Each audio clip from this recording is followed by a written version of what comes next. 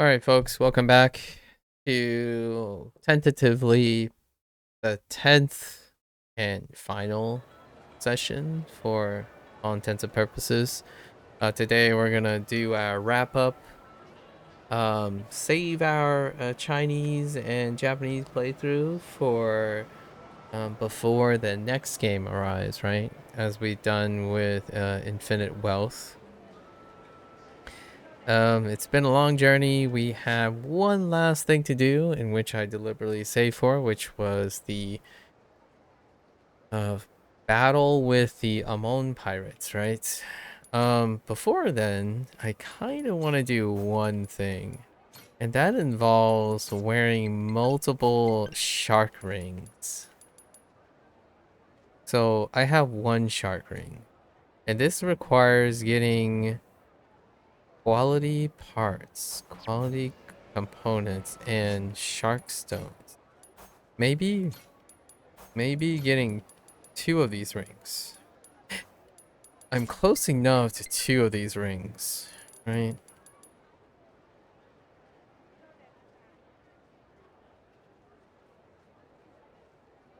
I'm close enough to get 3 of these rings, actually. Let's see if these still depict what they have. No, they don't depict what they have. So I would have to go to the locations. So let's quickly go to the locations. I could buy all the reagents if possible.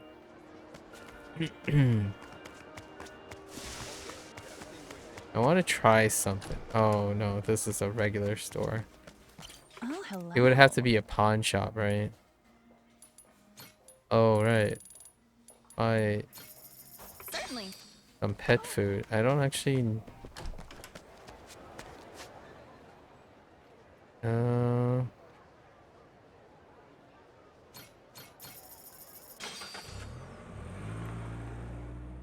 want to try something.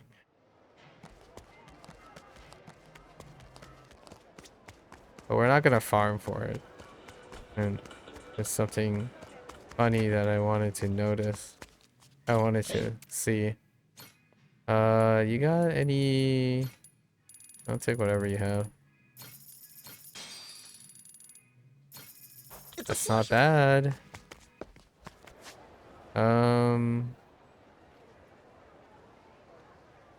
That's an ABC store. Armory doesn't have anything. Clothing shop.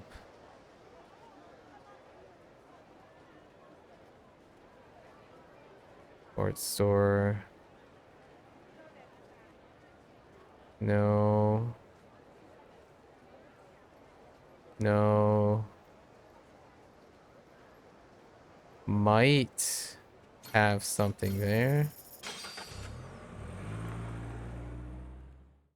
And other than that, it has to be out in the ocean, right? There's one more. There's one more material place on the west side of the city.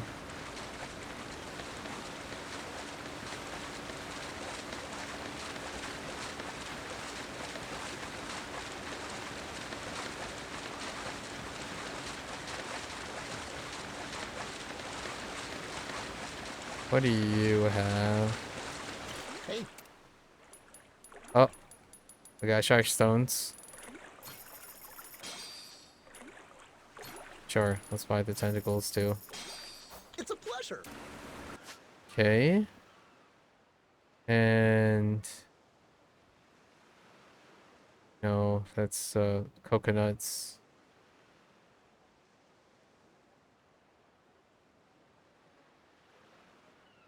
Herbal. They're all close enough together, so let's just go down there. I want to bop Amon. Like, bop Amon. I can probably say Amon is probably not as crazy in this game because everything is very subdued in this game. Which you can kind of tell by the leaning off of the diff requirements, right?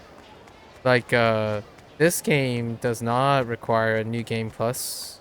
More on all of this later in a bit when I'm reviewing, but I've been trying to reflect quickly on what's the direction of these games, right? Oh, hello. So we'll talk more about it. I wonder what happens if you wear 2 of these. Not that shooting things is relatively quick.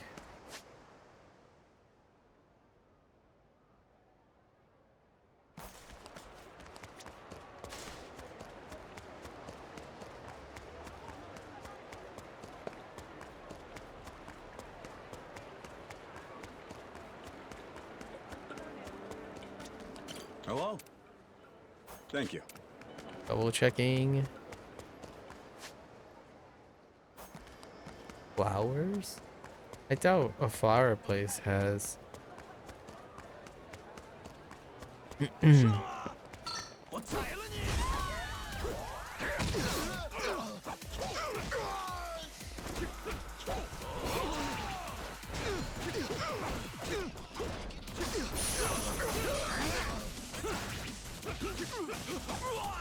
My shoulder button works today.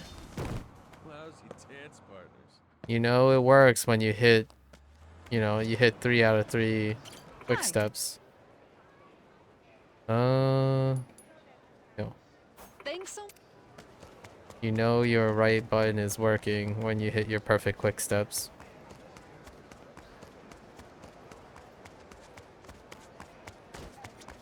Hey there. What did you have? Onions? Thanks. Bruh. Come on. That's a grocery store too. Aloha.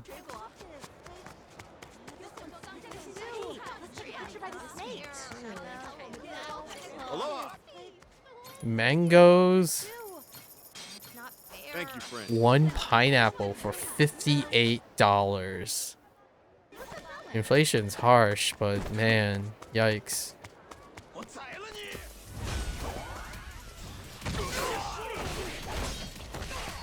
I can't see. Perfect block as well. Shoulder buttons are working today.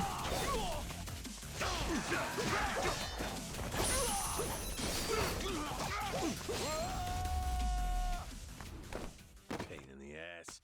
Okay.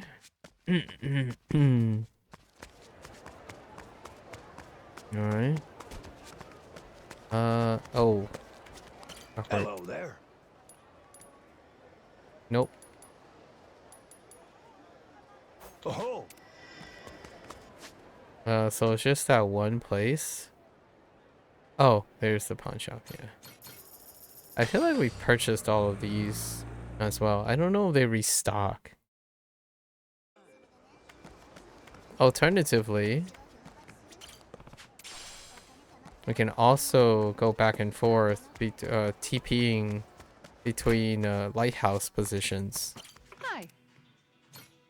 Do you restock? No. Thanks. Oh, I don't think they restock at all then. Excuse me. Yeah, so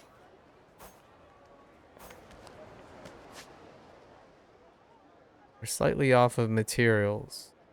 However, I think we can make do with 3 of them. Welcome.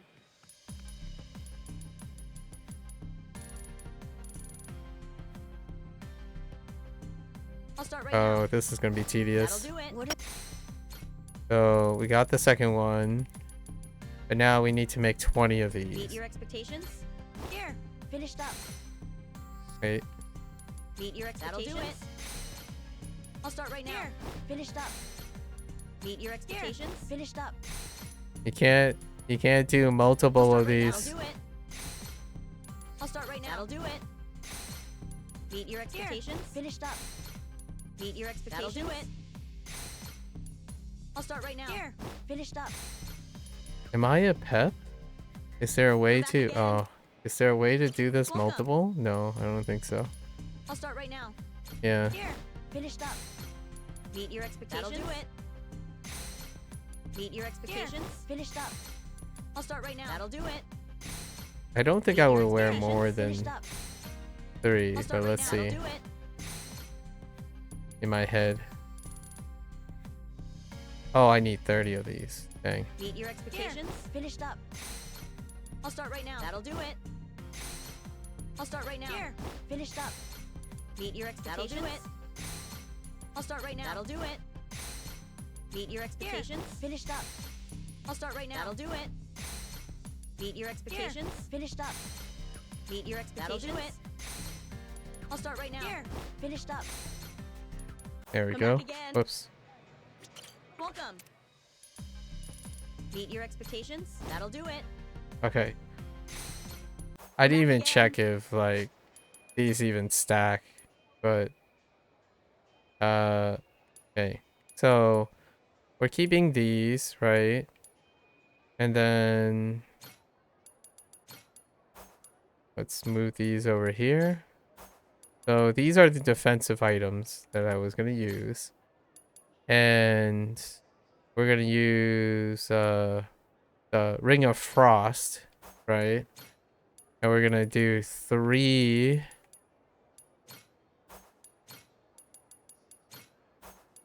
shark rings, right? Ah, they clearly stack. Oh, 3, 8, yeah. And then I don't know. What is this? Stormy weather. And this.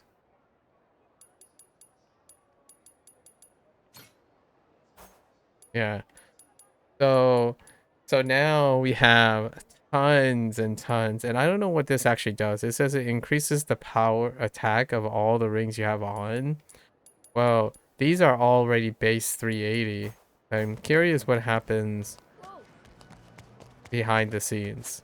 All right, now is exactly what we came for. Now we're going to Amon. Like the madness bonus and the other things, like it's like pretty mid. Captain. I'm guessing the Amon pirates give you another ring. If there's anything that is traditional, is Amon pirates will give you the War God's talisman. So it's a ring that will regenerate heat probably over time. So you gradually get heat over time, Welcome home, Captain. which is not as great in this game actually. I think madness is amazing. Madness, having the madness thing was nice to separate the two.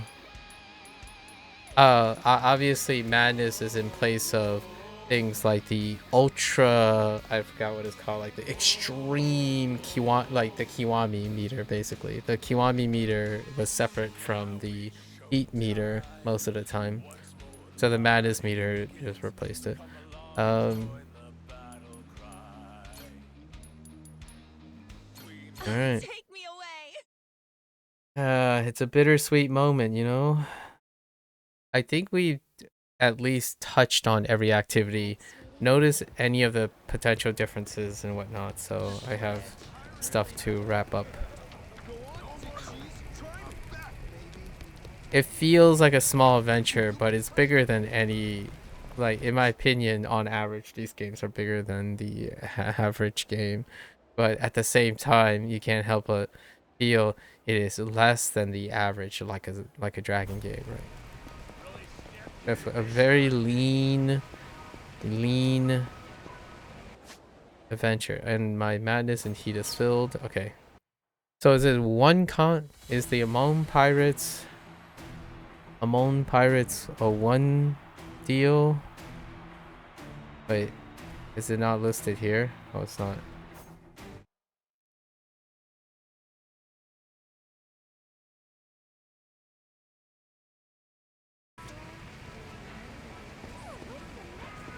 The heck?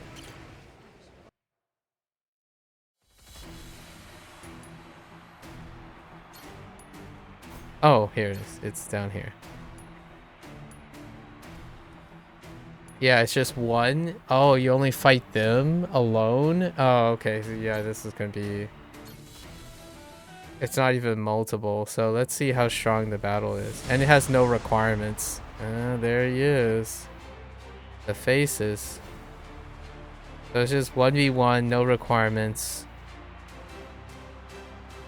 Okay. Time to spill some blood.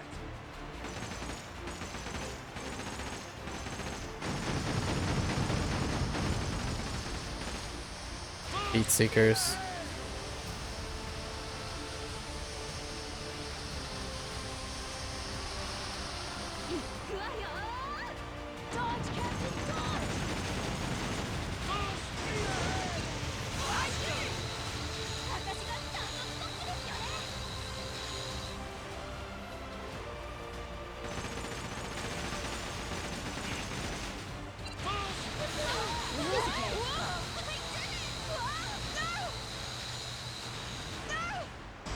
Dang. That is heckin' powerful.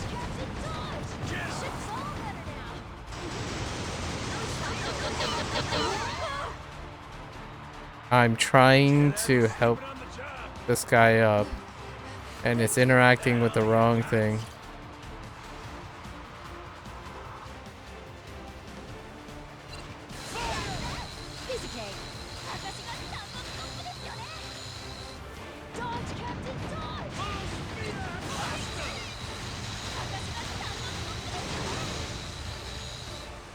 I almost crippled it.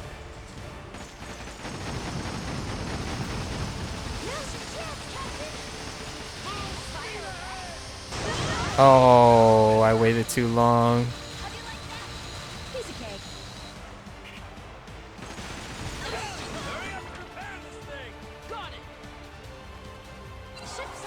I froze it in time.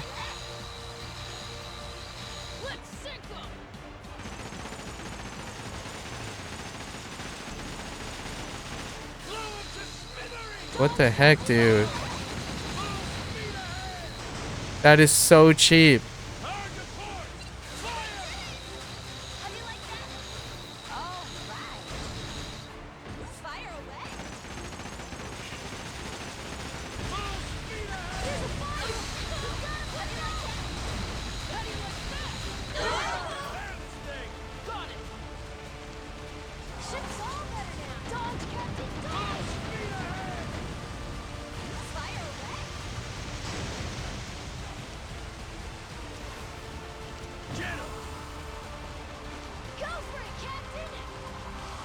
Can't let this keep going.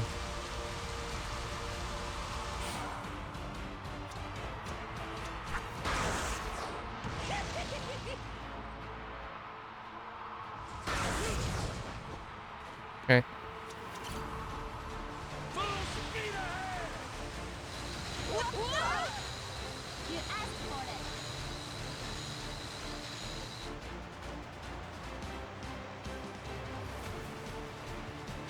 Just keep playing keep away the whole time.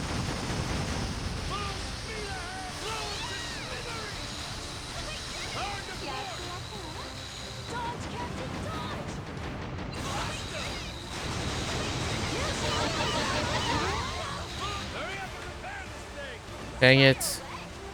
I thought I got him.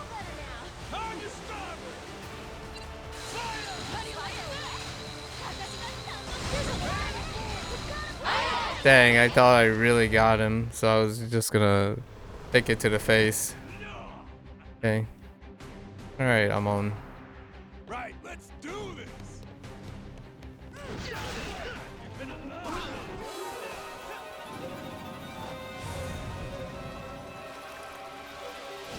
Do they have like crazy missiles and stuff?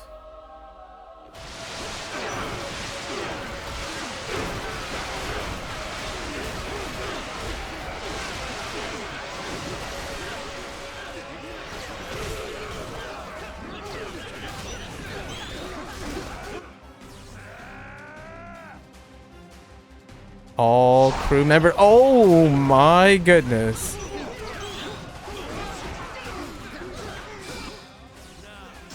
That's fine. They're chumps.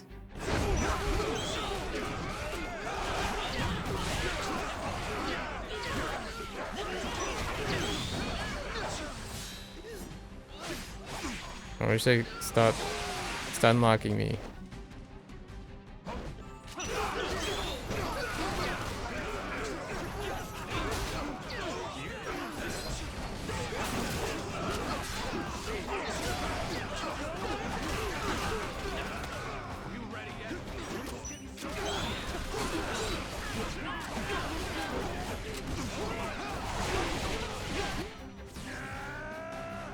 Okay. Falling down a storm cloud?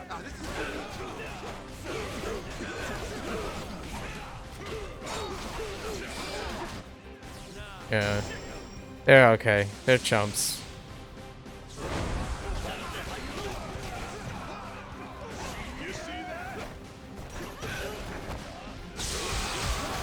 Oh, that actually hurts quite a lot. Ayo, I'm on. Nah, perfect counter. Ain't even worth my time. Well, that was a little bit underwhelming, but you kind of saw it coming because there's so many things in place that it would be very difficult. Obviously, you can turn up the difficulty for them to have more health and stuff. The ship part is difficult. Congratulations! Unbelievable! I still can't believe you really managed to beat the Amon pirates. Hehe, now we can finally call ourselves the strongest? Yeah? Oh, is there a 1v1 duel? Not so fast. You're the Amon pirate captain, ain't ya? Tayo Amon. Okay, they gave him, yeah, so Tayo was the lead. I'm most impressed that your crew managed to defeat mine. So Tayo is a unique. Right, we had Joel. We had 4 other Amons. 5 other Amons. But Tayo is none of them. But while I may have lost as a pirate, I haven't lost as a man. And what are you trying to say? I'll be blunt. I want to fight. I want you to fight me one-on-one. Okay, there we go. We members of the Amon clan pride ourselves on being peerless assassins. This pirate thing was just a lark. Interesting. Losing a ship battle hardly means you're a better fighter than me. If you really want to call yourself the strongest, challenge me in what I do best. What do you say, Captain Majima? The reasoning seems kind of moronic to me, but if somebody wants a fight, I ain't one to disappoint. Alright, let's do it. I was confident you'd say that. Be waiting. Alright. Alright, this is where I think could be a little bit of a wash. A one-on-one battle between Captain Tayo Amon, leader of the Amon pirates, and Captain Majima. This will be one for the ages. I'll prepare a proper stage for your climactic showdown. When you're ready, let me know. Oh. Alright. This is what I'm kind of scared of, actually. But we do have a lot of healing items. We could make a lot of healing items, too. If it becomes a thing like that. Alright.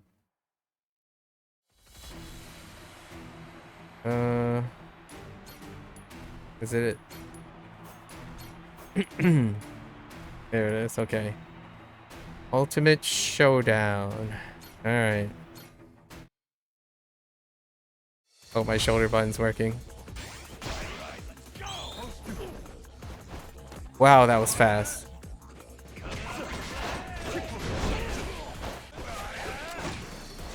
Wow. So he's my...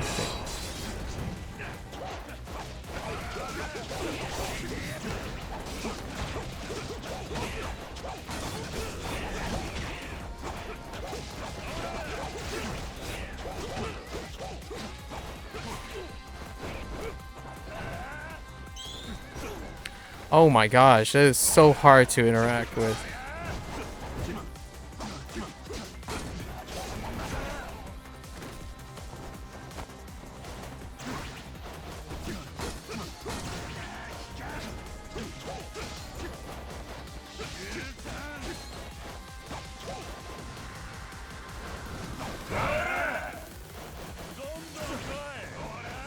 Oh my goodness.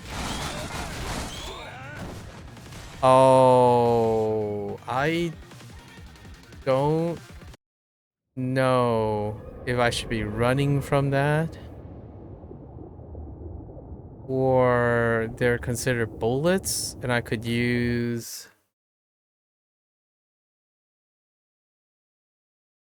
if they're bullets, so I could use like a guard. Oh no, wait, I already have those. Okay, I clearly can't block those. I was gonna try to guard those. Maybe I run those. Yeah, so this is a gimmick now. Like, we have to understand the gimmicks. That comes out so soon.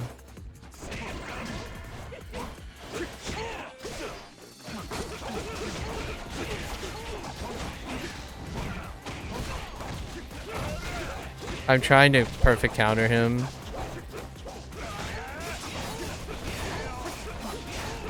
I don't know if you can. Oh, you can.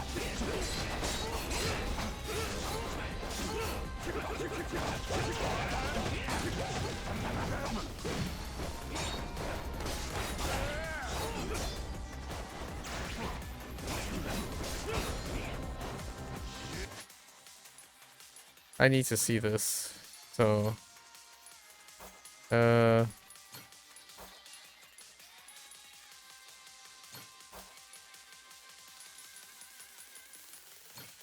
don't have like a regular. My right shoulder button's not working.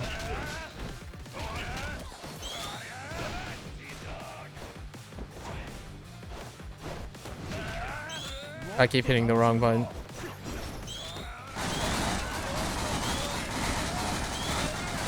Oh, I can block that.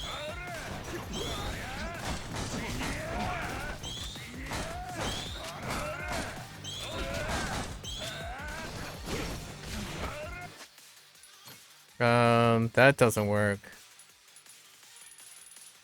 That definitely does not work.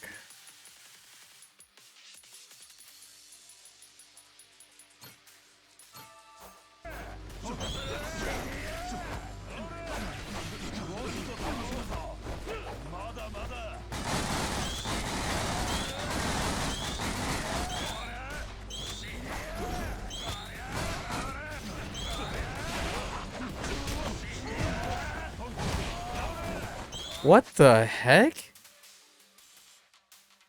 So you can still be hit while you're executing that?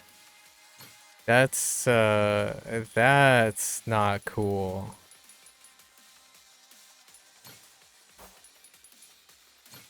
That is definitely not cool.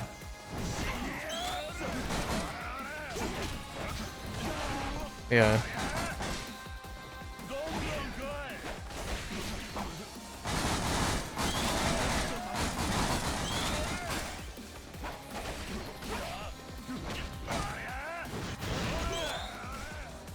I can get kicked out of that. Oh my gosh, that is so cheap. He can just tap you out of it. That's a load of BS. Yeah, wow. He can just kick you out of that.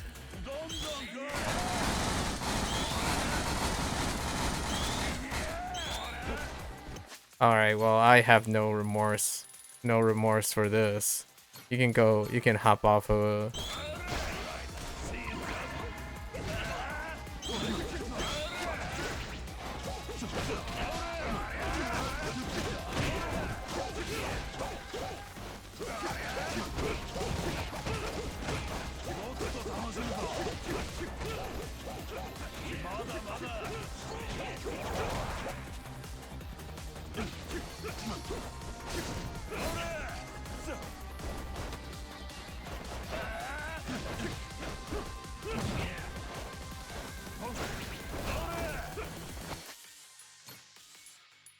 Even on a quick step, he is cheating out of his mind with his hitbox.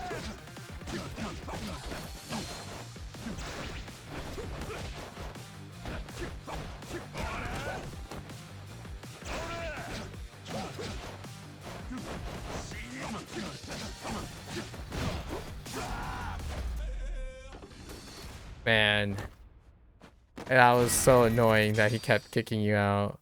But okay, it's under. There weren't more phases. That's a little disappointing. This is a little down tuned, but you kind of get what you're needing to do. But hitting the shadows would be very, very difficult. How would you go about it? I think the most reliable thing is you hit your perfect guards, but I hit a couple perfect guards in Sea Dog, but apparently you can still be hit while you're perfect countering. Like I basically like lost 40% of my HP when you wait for the animation for the perfect guard. So I don't know. Maybe you run around as far as possible and then try to cast something. The shadows are really annoying. And it looked like he more or less had your skill set except for one gimmick, which it was okay. Most impressive, Captain Majima. You vanquished both my crew and now myself. And are you gonna still be alive? What about your brothers? Truly, the world is a bigger place than I thought. Is there a hint for Kiryu? You're no slouch. Pretty darn tough clan you got there. Huh. Indeed, but as long as there are any who rival us, we'll never be content. This doesn't end here. I'm waiting for the day that Amon becomes like a thing of its own. Someday we'll fight again, and I will win. Prepare yourself for that inevitable defeat. For now, relish the honor you've earned today. I only hope you live up to it. Farewell, Captain Majima. Well, technically, if they fail, they kind of like get, you know. And we were feeling I fought him in the past, but my memory's too fuzzy to remember right. Yeah, have fought in the past. Way past. Still, they're pretty terrifying. After this, I won't forget them ever again. I don't know about that. Congratulations, Captain Majima. Give me the War God Talisman. Here's a gift for becoming the true strongest pirate. Please take it. Champion, while your heat will gradually increase. Yeah. There it is. Champion's ring. While the Goto pirates have conquered the Colosseum, we still welcome you to participate at any time. Feel free to engage. Yeah. We ain't getting stronger. Gotta push even harder now. Oh, there it is. We got our last two achievements. Yep. Well, dang. You hate to see the end. What was our percentage? This isn't like 100 in-game percentage. We did all our sub stories, right? We did our main stories. Did all the devil flags. Scouting? I guess these are all the I don't think. Oh yeah, we did 41 out of 41 scouting, right? We did all our drink links. Did all the bounties. Collected all the treasures. S'd all the Colosseum stuff. Did every single map. So that leaves challenges, right? And challenges, actually, we're really close to finishing off the challenges too. Holy heck. Should we go for it? Oh no, but this involves doing just playing the different games. It's okay. The Master System thing. Let's see if we have all the usual suspects. Oh, there is one extra one. Yeah, you basically have to start and stop them. Right? Start and stop them. Oh, what is this? Diesel Town? Wait. Hold up. Oh yeah. Spiked out. Yeah. Spike out. SEGA Racing Classic. Ooh.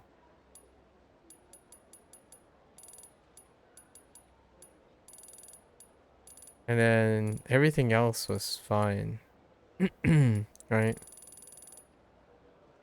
Oichukabu,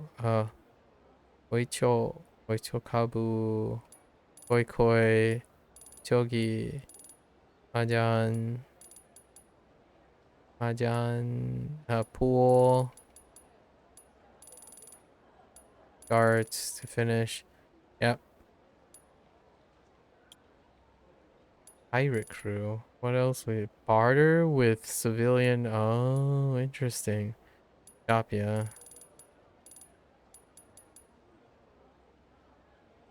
Alright, Trawlnet stuff. Is there any mechanic we haven't done? Talk to the crew and oh yeah, give them gifts. Go parties. Hold feast. Obtain all the parts. Showdowns. Hit enemy with rockets. Win the rest of the match. We've accomplished all the battle related things. Adventure stuff.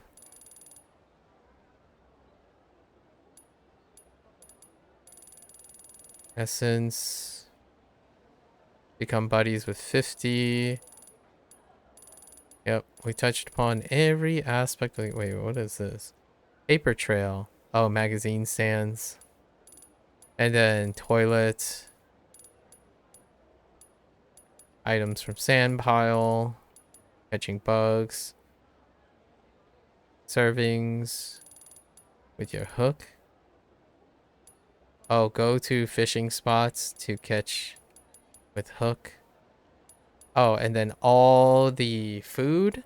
So you have to eat all the food in every single spot. Yeah, at least once. Yeah, those requirements have been lifted in these games. They're no longer like, they're mainly for completionists. What I mean by completionists is they're mainly for compulsory completionists. Or not compulsory, but optional completionism. Yeah. All right. Well, we need to celebrate. So there's obviously only one way to truly celebrate in a game like this. Man, Casca's yeah, Casca's thing is so— the tattoo on Casca's back is so cool looking. All right.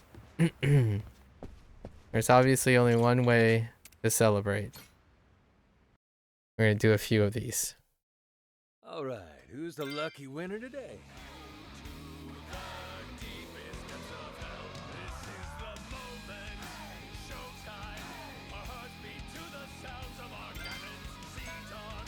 Okay. We'll do all of these. We'll do all of these.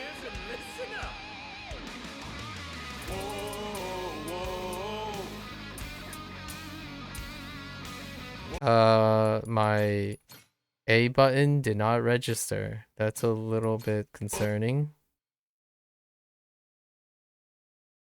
That's why it missed. It didn't register. Hold.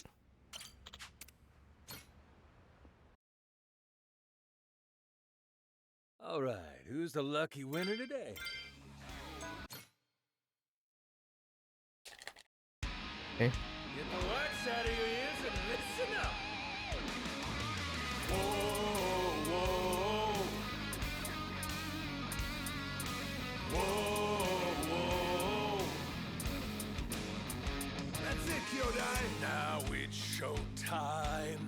Once more the party begins. So come Come along and join the battle cry. We must go fight. Blades at the ready, proud and fearless. Sharpened steel, we cut through the silence. Call out our name, yo. We are the Goro Pirates, send you to the deepest depths of hell. This is the moment, showtime. Our hearts beat to the sounds of our cannons. Sea dogs to me, thunder like there's no tomorrow. Set sail, prevail. Let all who oppose us drown in their sorrows. You wanna fight, you know our name. We are the Goro Pirates. Yo, whoa. Yo, whoa. Yo, whoa. Yo, whoa.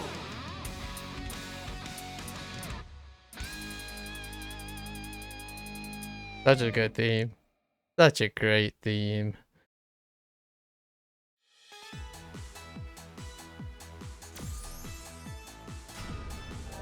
That was awesome, Captain! Okay. Only one way to celebrate in this game. Not really. There are plenty of ways to celebrate, obviously.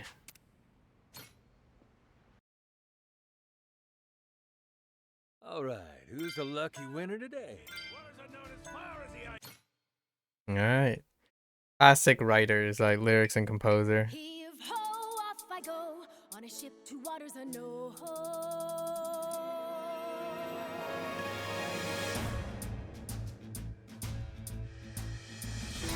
Do you see That's this? it, My Captain. dream adventures coming true. For as long as I remember, it's all I've longed to do. Sea around me, blue sky above me, who's all that I've ever been. Just the same old thing, same routine, over and over again. I could hear destiny calling to me. Where could I go? Who could I turn to?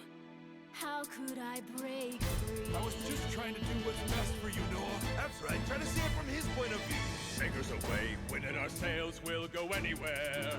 You got the captain on your side, so come with me.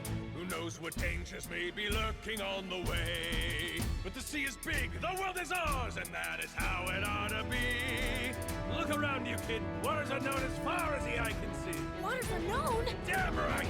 To waters unknown! Heave-ho, off we go. On our ship to waters unknown. Welcome aboard, there's no stopping us now that we're chasing after our dreams. Take the helm and take heart. Take your fill and take care. We'll be rich as we can be, just as long as we believe.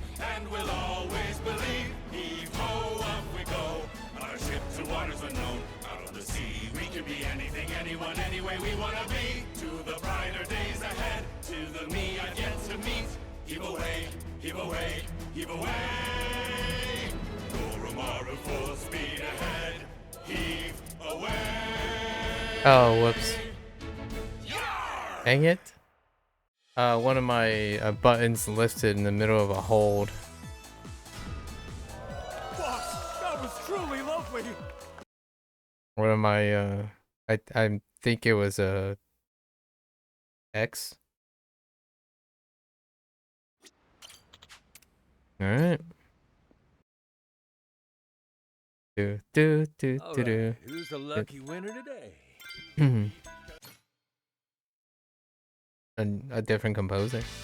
Everyone's favorite idol is back, baby!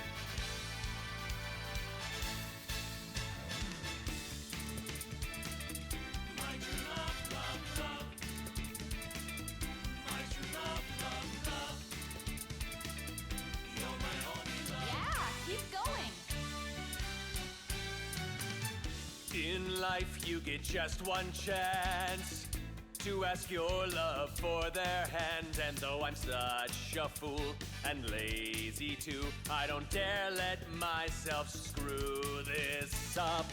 On a bright sunny summer beach with tons of delicious food, I've done all that I can So now's the time for me to ask you to be mine. From now until the end of our days, I want to be by your side. The other people out there could never ever compare to you. You know we're meant to be, 'cause you are my soulmate. My true love, love, love, the one and only princess, loved with all my heart. I'm bound to you just like a plant is to the sun. I'd be left out to die without a trace of your sunlight. So please stay with me, I need you right by my side. My beautiful princess, loved with all my heart.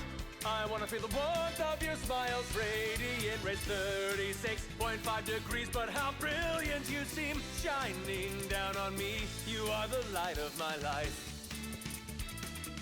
My true love, love, love. My true love, love, love. You're my only love.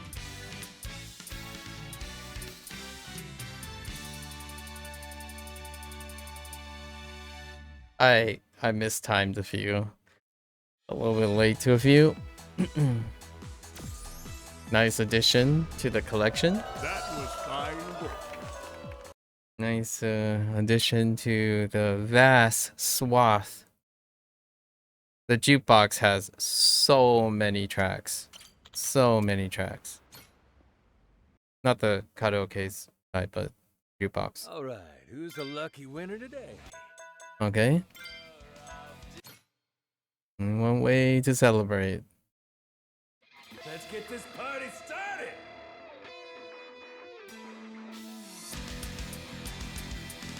Ah! Here we go again!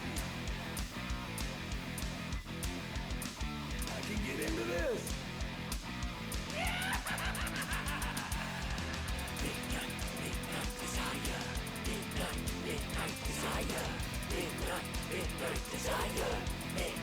Midnight desire. Must get through this long night. Must get through this long night. Can't breathe, I can't escape from inside of my goddamn head. Self-hatred screams. Must get through this long night. Must get through this long night. Foolishly, I tried to find a way out of this labyrinth. The burning dread is making me fucking sick. Endless cycles of blind compulsion have got me in a snare. The clawing hunger, the putrid wanting, the mother of despair. It's a secret desire. Drowning in my shame from this infinite need. It's I need midnight vomit. Ravenous voice within, howling out hungering. It's I just want a burger. Such unending hunger, this obscene delight. It's I'm going to regret this. One drop of liquor, I'm halfway to midnight. Whoops. Dang it. My A stopped registering. Whoops. Over and over, we are met with the dull, hammering pain of eternity. To every rose and thorn, devastator chains, Christmas Eve, like Yeah.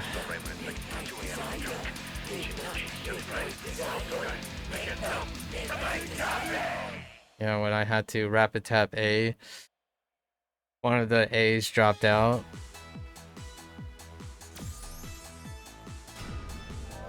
That was fine work. Okay. That's a furious one. Very furious one. Matt Mercer going hard. Really committing to the bit. That's the one.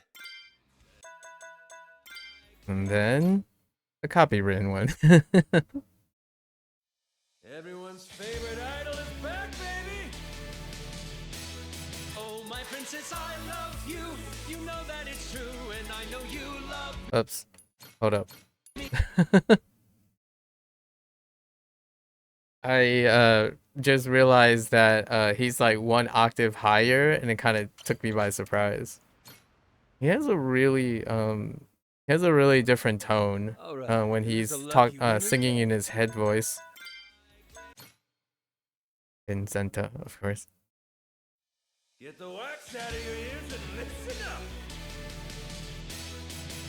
princess, I love you. You know that it's true, and I know you love me. It's easy to see, so slip away with me, my dear, and I'll be your charming tonight. At the ball we step and go, we glide to and fro, and when the clock strikes 12, we won't even know, because our love is like a magic spell. It's never wearing off. Everybody! Come, let me take your hand, my darling princess fair. You're so sweet and innocent. Might eat poison apples on accident. That's just one thing I love about you. Your heart so good and true. Round and round the earth goes. Watch the morning sun rise. I treasure the simple things. They help me realize that your love's my greatest prize. Oh, my princess, I love you. You know that it's true, and I know you love me. It's easy to see, so slip away with me, my dear, and I'll be your charming tonight. At the ball we Dang it. step and go, we glide to and fro, and when the clock strikes 12, we won't even know, because your love's the key to our magic. My 24-hour Cinderella. Hey, hey, hey! I keep lifting my Y every once in a while.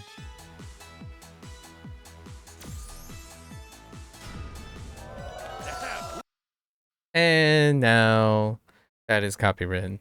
It's the one track that is very much copywritten. Okay. That's the one.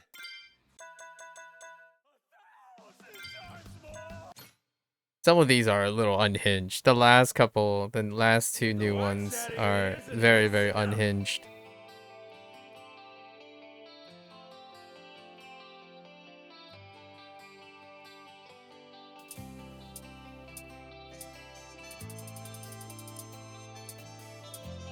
This one has like talk singing in it.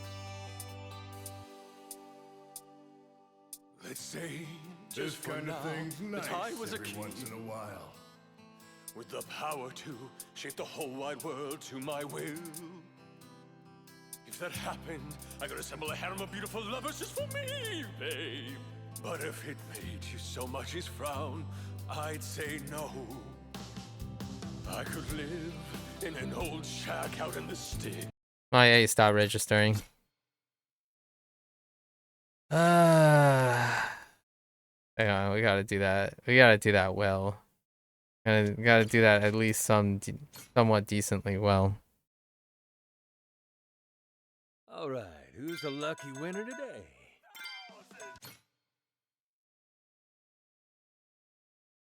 This one goes out to you. You know who you are. I can actually look at the background in this one.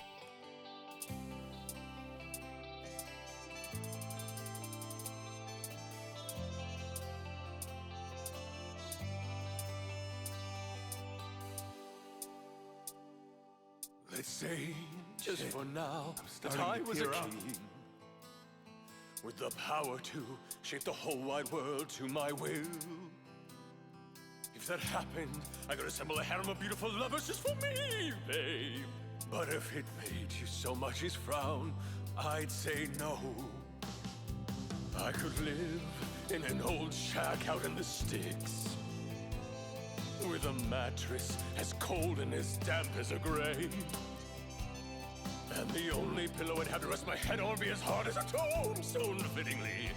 But if I knew it would help you to smile, it's okay. Skin me alive, poke out my eye, and send me to hell. Or I would burn to a crispy fry in the cool breeze. If it kept you from crying, I would do it 10 times, 1,000 times more. If you're happy, then so am I don't mind at all. Let me suffer here, let me be alone. Bring it on. If you're smiling, then so am I. Just as long as you're fine. Don't ever cry or say you're sorry. Just keep going. If you're alive, then so am I. I don't mind at all. Don't be sad. No, not you. You're too beautiful. If you're happy, that's all I ever need. I'll thank heaven every morning to have met you. I love you. I love you. If you need to let me go now, I'm ready. I love you. I love you. I'll be fine and I'll be brave come tomorrow. As long as you're happy and safe. That's all that I need. Hats off to Yakuza 0, right? And Kiwami 2. And there were scenes from that was the ending from Kiwami 2. The bonus. Who knew you were so good at this?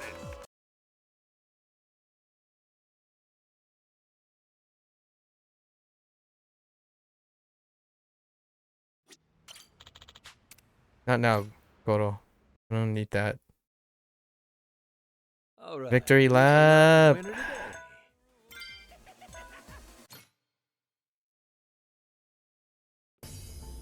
Get the wax out of your ears and listen up.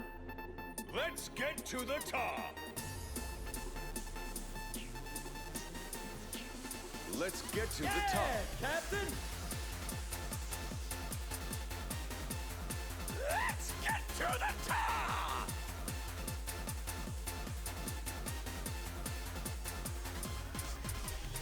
Insincere, indirect, canceled plans and regret. Every day is the same. It's making me feel crazy here. These excuses are driving me out of my mind. Screw your excuses. Get it together, dumbass. Make a change. Overtime, up all night. Feel the crunch, feel the burn. Kiss your freedom goodbye. Never coming back. If you're counting the days until you retire, dream bigger, you sad sack. There's more to life than pension plans. Who says life should be so stressful? I gotta know. Who made up all the rules? For now, I'm breaking out. Push, restart, and try again. It's time to say goodbye to the trauma and the pain. Tomorrow's looking bright. Spread my wings and fly away. I'm soaring through the sky to that sparkling, shining gate. I'm just a step away. Come on and run with me, and we can be free. We will reach a new day. Everybody, get to the top.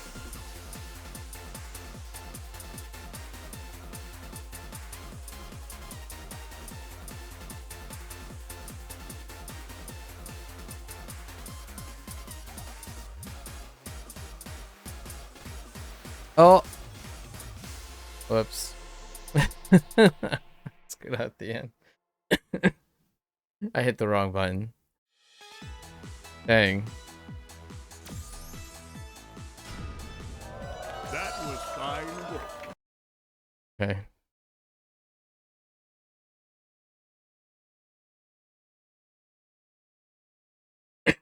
Excuse me. Alright, alright. Let me take it. Last one. All right. Who's the Majima lucky winner Construction.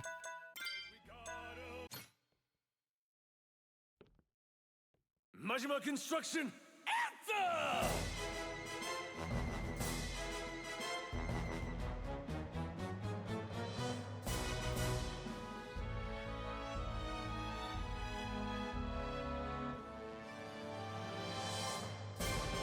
Deep in sleepless Kamuro, on the edge of the western sky, Oops. above Fuji, we will look down as we build a bright new day. It's a school where the youth all gather, to learn all of life's mysteries. Smiles we got 'em, count the ass. Majima construction. Majima, Majima, Majima, Majima, Majima construction. Take a tip from your boy Goro. Majima, Majima construction.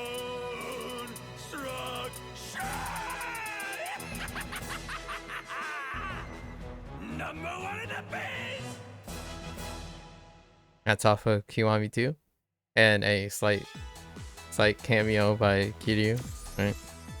That's all you can ask for. Awesome, Captain! Alright. Well.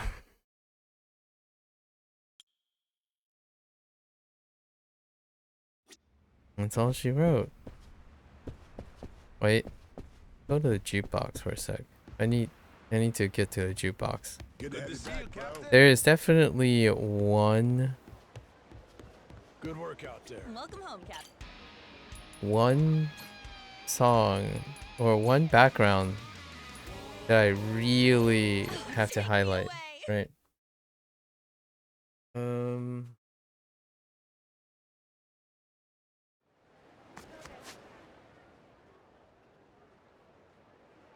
Also, we have more songs because digital edition,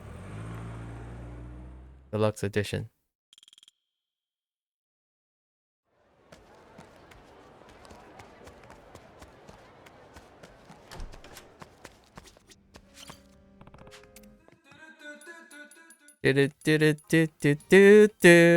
Daytona. I'm just sorry.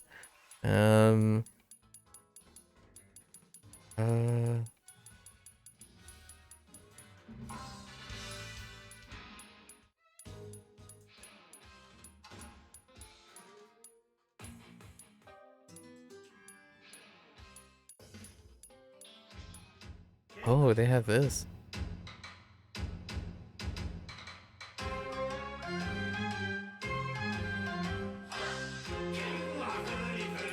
Okay.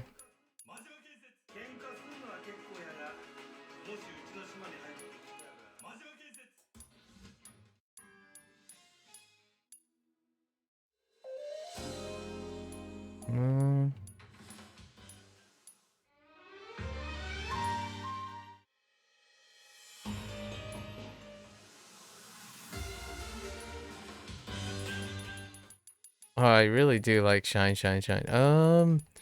I'm looking for the...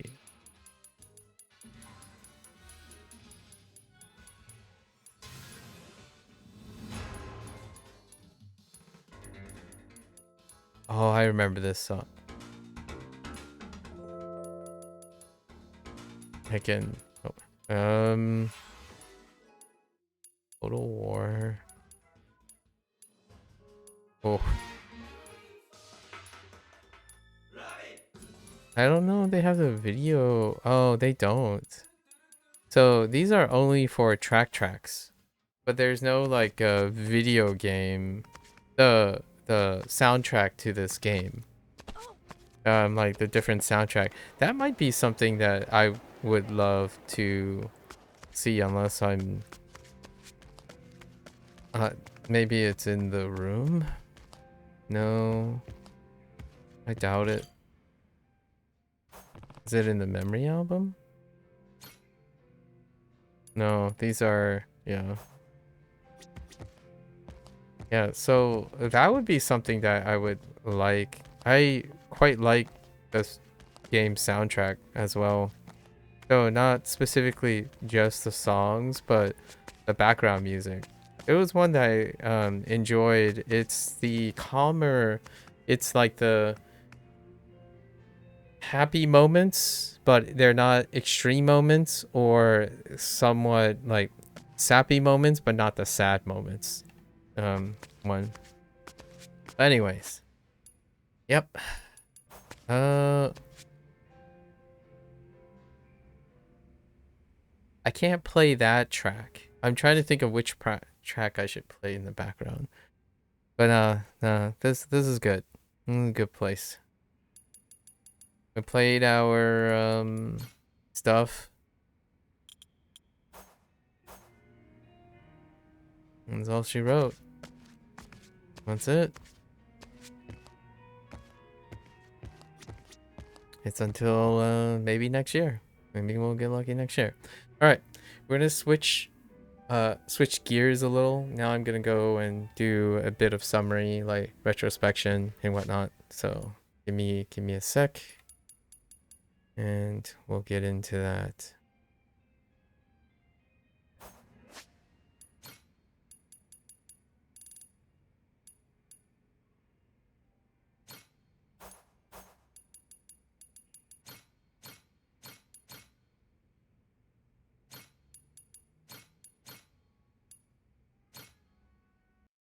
All right.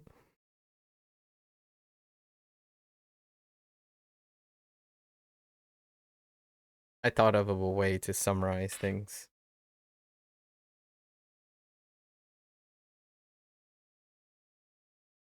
I think this will be the format, somewhat of the format going forward. Actually, because this is a game legacy now, as opposed to a novelty seeking thing. Okay. So gonna open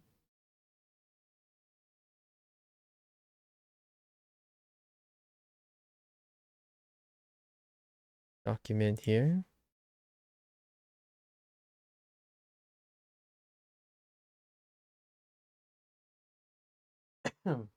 Pardon me.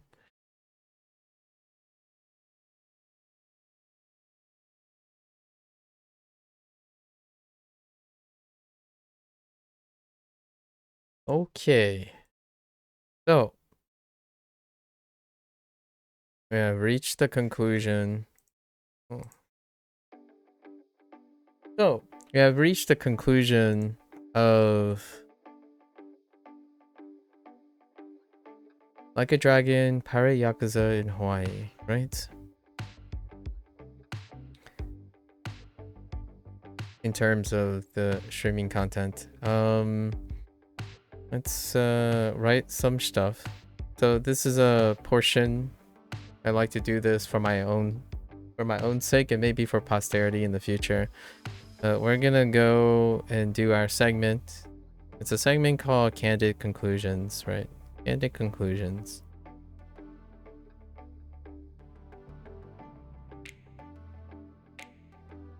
Right?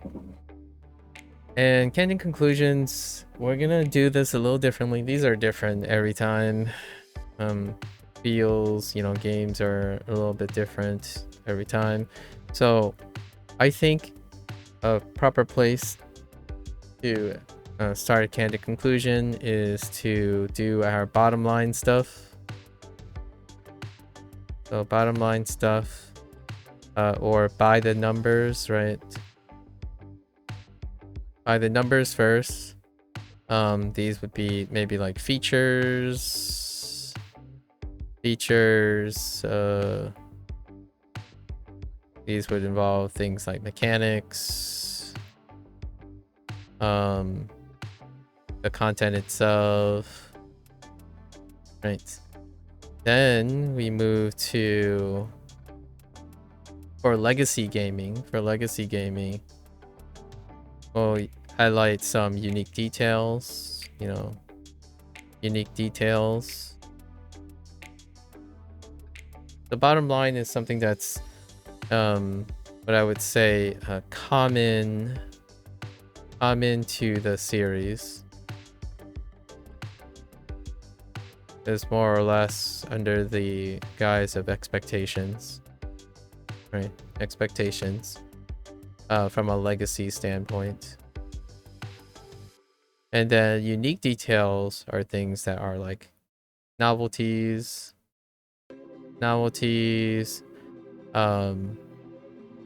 changes, perhaps something that are going to be one-offs, maybe one-offs, or identifiably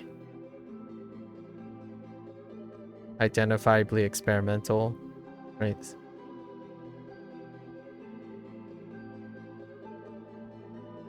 And then we flip completely to a different to a different script, and we talk about the inevitable review-ish, review/summary, rating, and that often takes from a perspective of the legacy versus the newcomer or newish, right? And then my personal spin. That's what we're gonna do today, right? So let's go and do the by the numbers thing. So bottom line, how was I only did this 10 days ago, actually. It's only been 10 days since I did the initial actually I called it the initial introduction, but the opening opinions, right? My opening opinions about the stuff. So bottom line stuff. Bottom line, let's highlight and give the game its due credit. Bottom line things. So one of the bottom lines are mini games, right? Mini games. Some highlights on the mini games. We have what I call the tier 3. So the tier 3, we had poker. As for the card games, right? Cards, poker, and blackjack.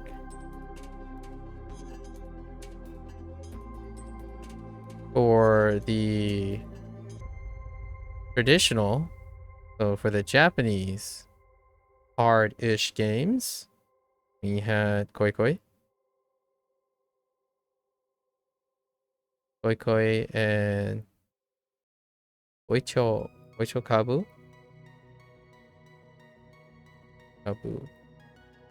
Right? So those are returning. These are the tier 3s, and then Mahjong.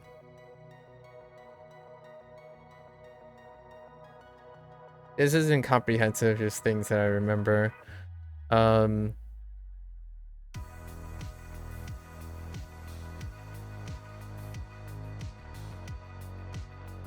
Photo rally.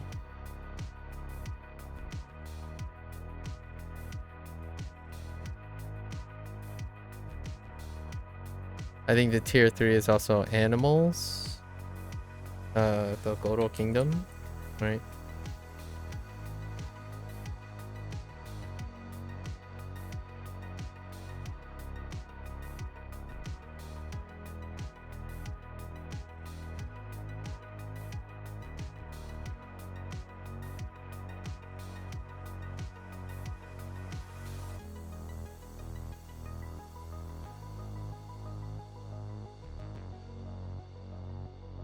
Cool.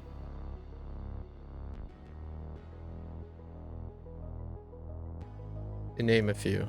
And then we have the T2s. Dragon Cart.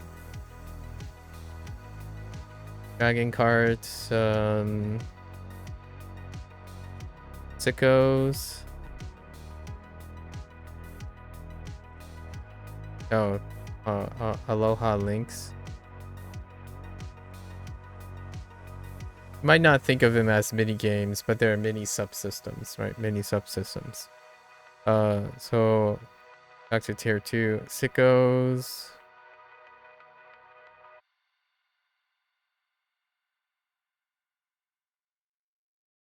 Big Bang, batting.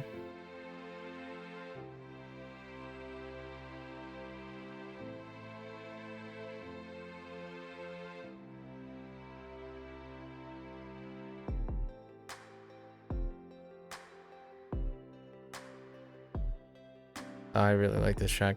Sorry,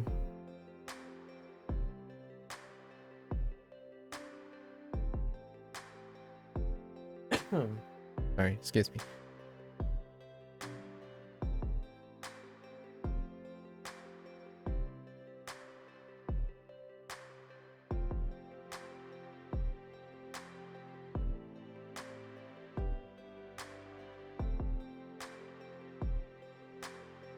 I actually think we're gonna place golf over here.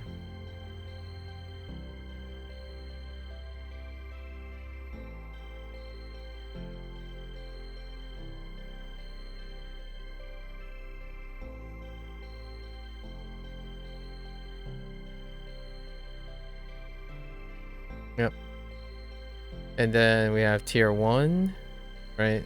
The most experimental, which is ship. Ship related combat. So ship, this includes the Coliseum integration. Can't spell Coliseum, close enough.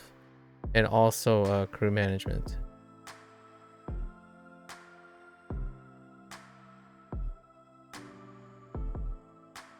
Right. And how I talked about these before are tier 3s are they move forward as is, so very minimal things. However, let's switch to color blue. Something unique that was introduced into this game is like Mahjong had some UI elements, right? Some UI elements specifically highlighting Dora, for example, was a UI element. This is more or less the kennel, like a place, a collection was the new thing about Goto's Kingdom.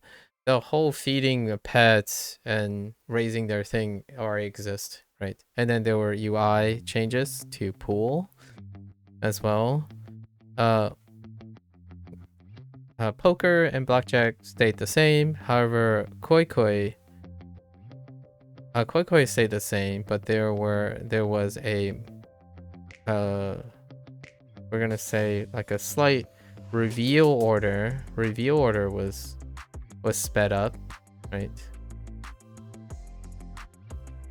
It's not really sped up, but more like we're gonna streamline. There was a slight streamline I noticed.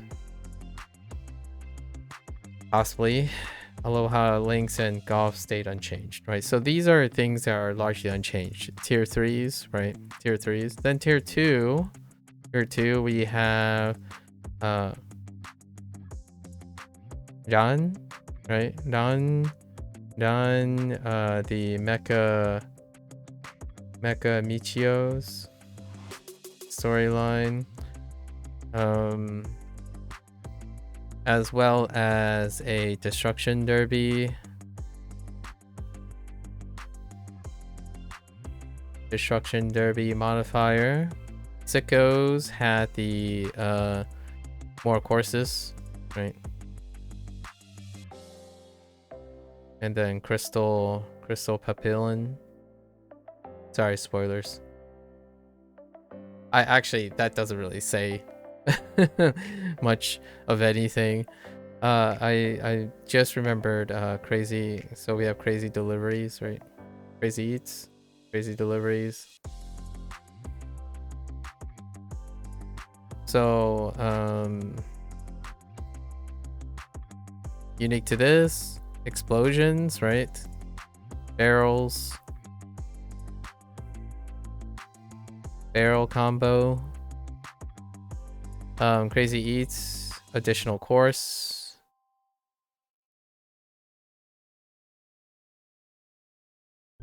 At least I think. It might not be, because it's been a hot minute. Those two courses might have existed.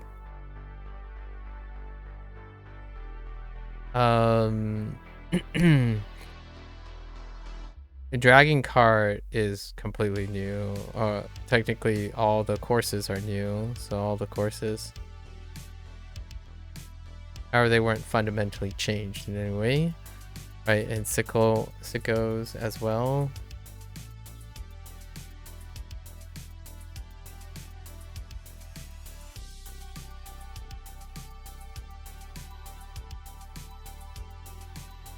Other systems that we have to put in T3 is like bounties.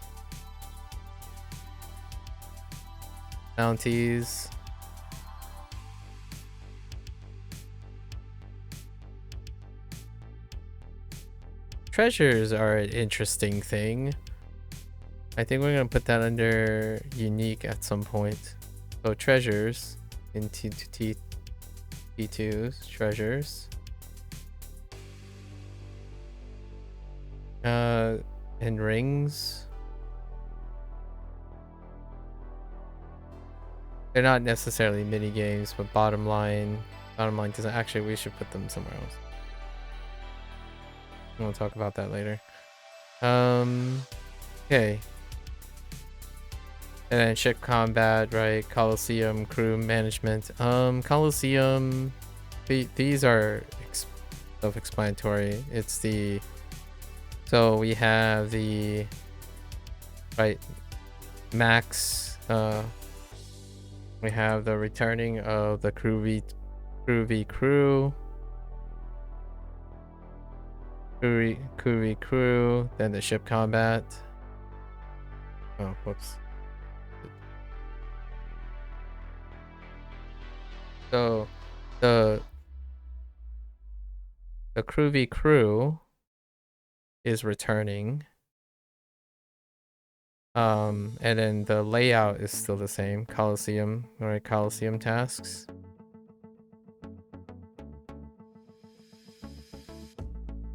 However, what changed up now is the crew for ship and crew for the way crew is done for CVC, which is there are attributes, right? Attributes and skills that are stacking, things like support.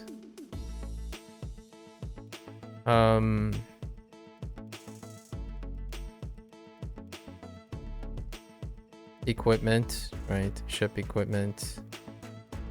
Just the ship system in general. Not sure if that's gonna come back in some way. We'll see.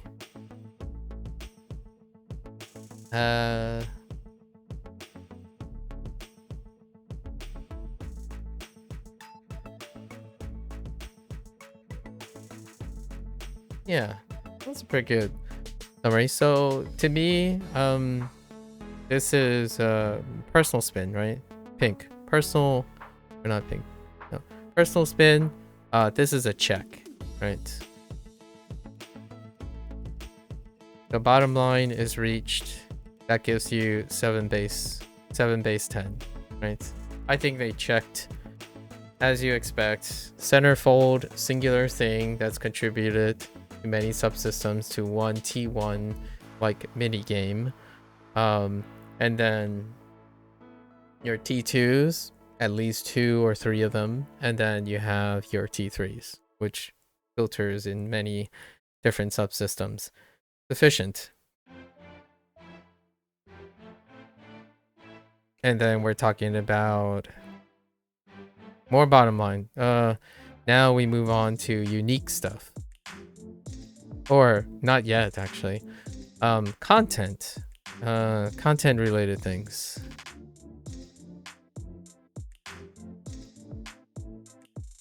Mechanics. So let's quickly cover mechanics as well. Mechanics, right? This would be the core. So combat.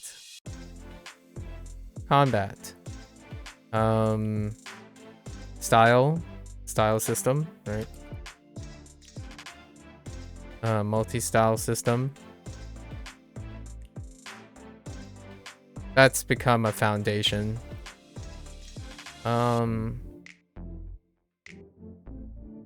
same rings, right? Rings. This is cosmetic, right? Cosmetically different. So equipment is very similar.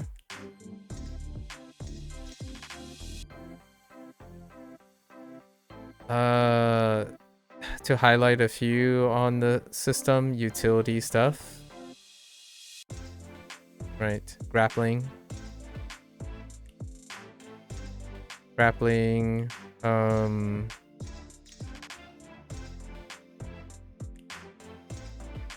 dashes, quick step, perfect guards, counters,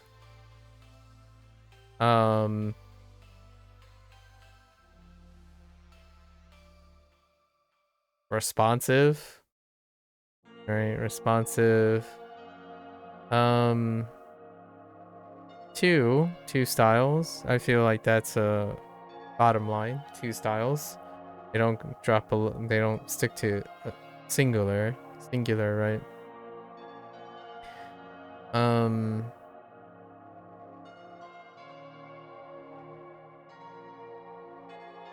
Essences.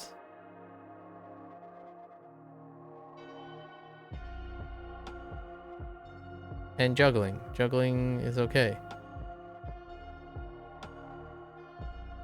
Still the really weird juggling thing, but pretty much your symbol. Quick, right? They're quick session battles, not necessarily drawn out. It's interesting though, this might be a contentious point because boss battles are not as long drawn out as well, so that could be a difference as well. So let's go over, highlight some combat things in terms of multiple styles. I think what's unique to this one is obviously the Sea Dog style, and it's very reflective, a little bit similar to the Agent style of Gaiden. It's somewhat gadget oriented, right? So Sea Dog, we have instruments, hook, and your cutlasses. And then what's on the other side is Mad Dog, right? Mad Dog.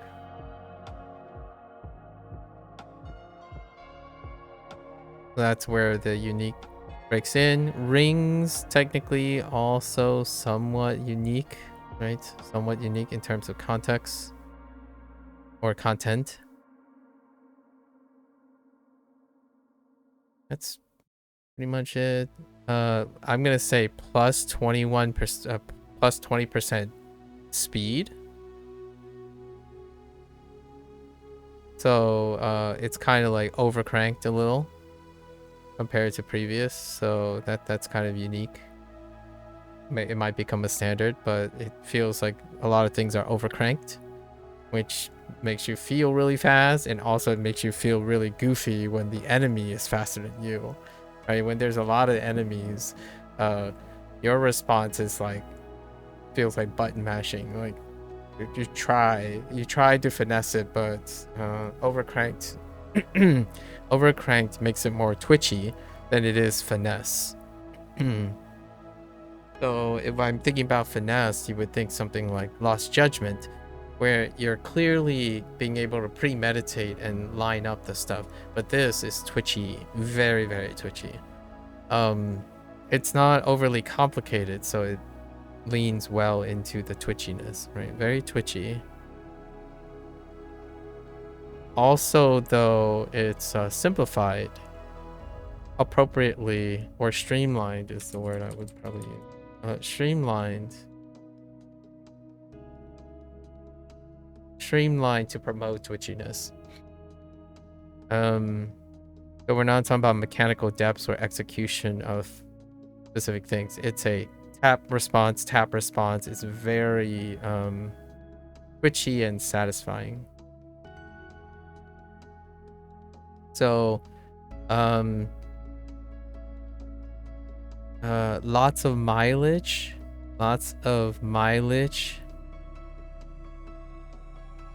from a smaller number of inputs, right? You get lots of value from really strongly focusing on executing a small number of inputs, largely because it's overcranked, right? It doesn't leave a lot of time to work those things out. Actually, the more likely you stand still and think about the things and try to set things up, the more likely you're going to execute them or miss the opportunity to execute them. In fact, the essence windows are so small. The essence windows are really small. That's where I truly felt the overcranked combat, and it's great. I mean, when you pull it off, it feels fantastic. So or you can stick to your bread and butters, and it's incredibly streamlined. So very, very satisfying, incredible. And then this is where the quick session comes in. The uniqueness is this also includes boss battles. So that might be a detraction. The things I'm highlighting in blue are some of the like probably very apparent changes from the bottom line stuff. So the bottom line stuff is things that are carried over, right? Things that you're kind of expecting. You are expecting quick sessions, but the quick sessions also have an expectation of long boss battles as well. Like long boss battles. Sometimes boss battles are like attrition. And I think the closest to the attrition in this case is probably Amon constantly preventing you from acting, right? It's a battle of attrition. However, in this case, they chose to streamline that as well. Lots of brute forcing. Brute forcing is very, very welcomed, right? That kind of thing. So also even further, things like this, completion, right? Completion in general, the threshold is leaning further and further towards casual. There's no I don't think there's any particular point in the playthrough where I sat there and told myself, ooh wee, this is gonna be trouble, right? Although, you know, I didn't do all the pool things. I could have sat there and do the legend pool puzzle thing.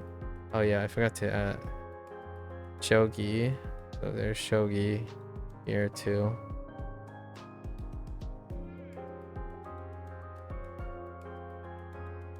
Yeah, so overall I think mechanically, yeah, checks the box, right? Mechanically checks the box.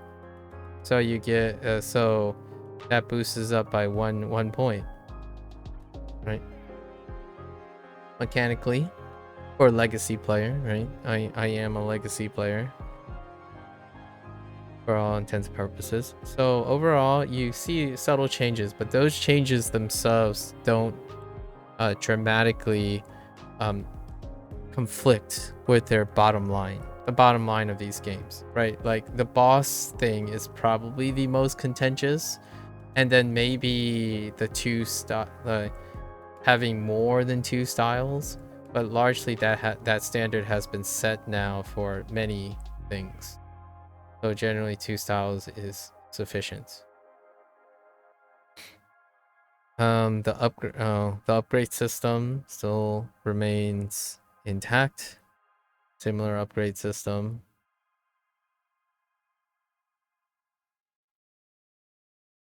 You have your two currencies. This being the pirates, renown pirate points, right? And then your money.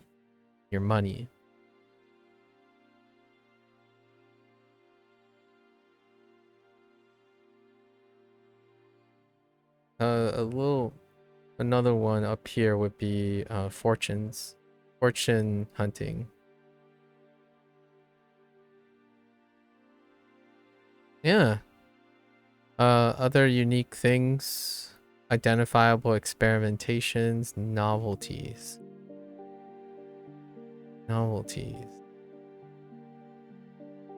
I think this is quite a different novelty, more than the norm, and we're gonna go into by default, generally speaking,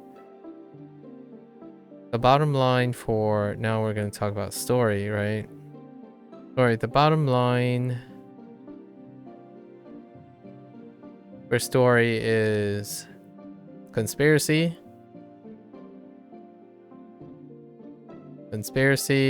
organized crime,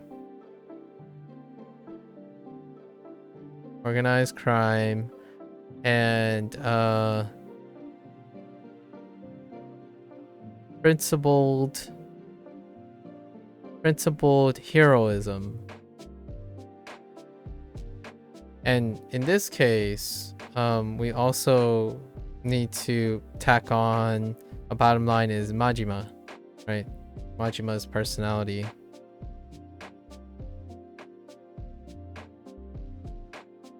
So that's a check. All these are there. We're not gonna spoil any or like try to minimize the spoiling and whatnot. So there's conspiracy, there's organized crime, and that conspiracy is layered. It's a layered conspiracy, right? Layered story, layered elements. So without saying too much, it was incredibly layered. However brief it is, right? One of the bottom lines, the new bottom lines, and we're talking from a point of a spin, it's not even, I don't like using the word spin-off for these, because that actually turned out not to be the case. We're gonna say the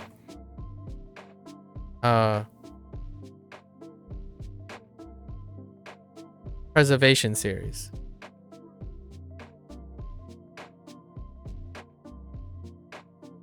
I'm sure I'm going to change the name as this is going, but the preservation series. So the other series, or the combat series. These things. That is the bottom line. The story, because this new standard is 5 chapters. Or a abbreviated, streamline story, right? This, in my opinion, now is consistent with Like a Dragon Gaiden in every way possible, actually, especially down to how the plot is designed, how the characters are. Very familiar, incredibly familiar. Like if you go back to play Gaiden, for those who are interested in this type of thing, right? The bottom line is met by Like a Dragon Gaiden. Gaiden worked really well. It was a fan favorite, a hit favorite, not a critic's favorite, because again, we're gonna go into that whole newcomer versus legacy thing. Novelty ranks higher when it comes to these things, and popular novelty designs versus fan service. So Gaiden is fan service, and so is this game is fan service. It's a preservation series is what I call it. Instead of calling it fan service, I think fan service has a cheapness involved in today's gaming community, when you think of fan service, you think it's a cheap get, right? When a developer decides to throw fan service at you, it's cheap, it's low effort. I disagree with that in some ways when it comes to a legacy game like this, but the word that kind of embodies why I think it's a cheap way to cheapen the significance of these is it's preservation. This is a preservation series. So Majima in Pirate Yakuza and Kiryu in Like a Dragon Gaiden is part of a preservation series.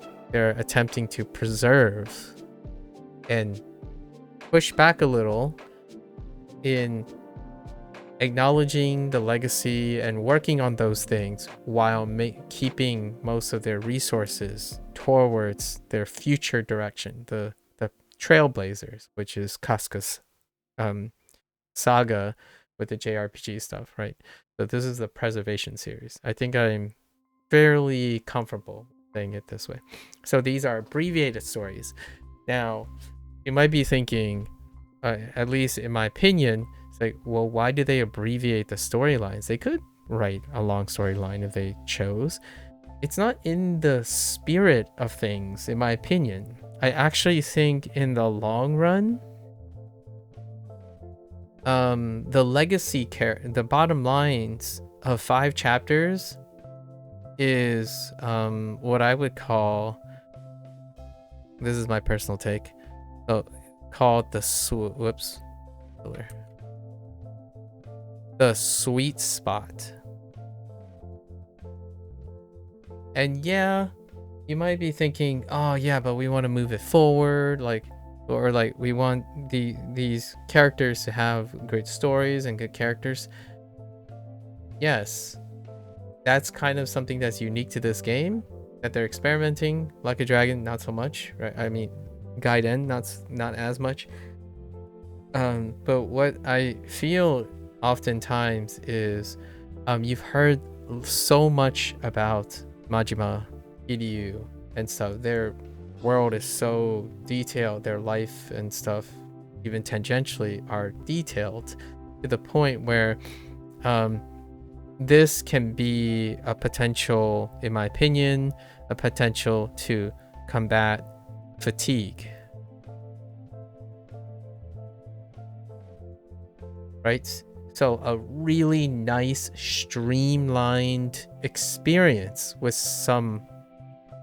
preservation is a sweet spot. It's not too long. So the thing that I often hear when I think about preservation series is to not overstay your welcome.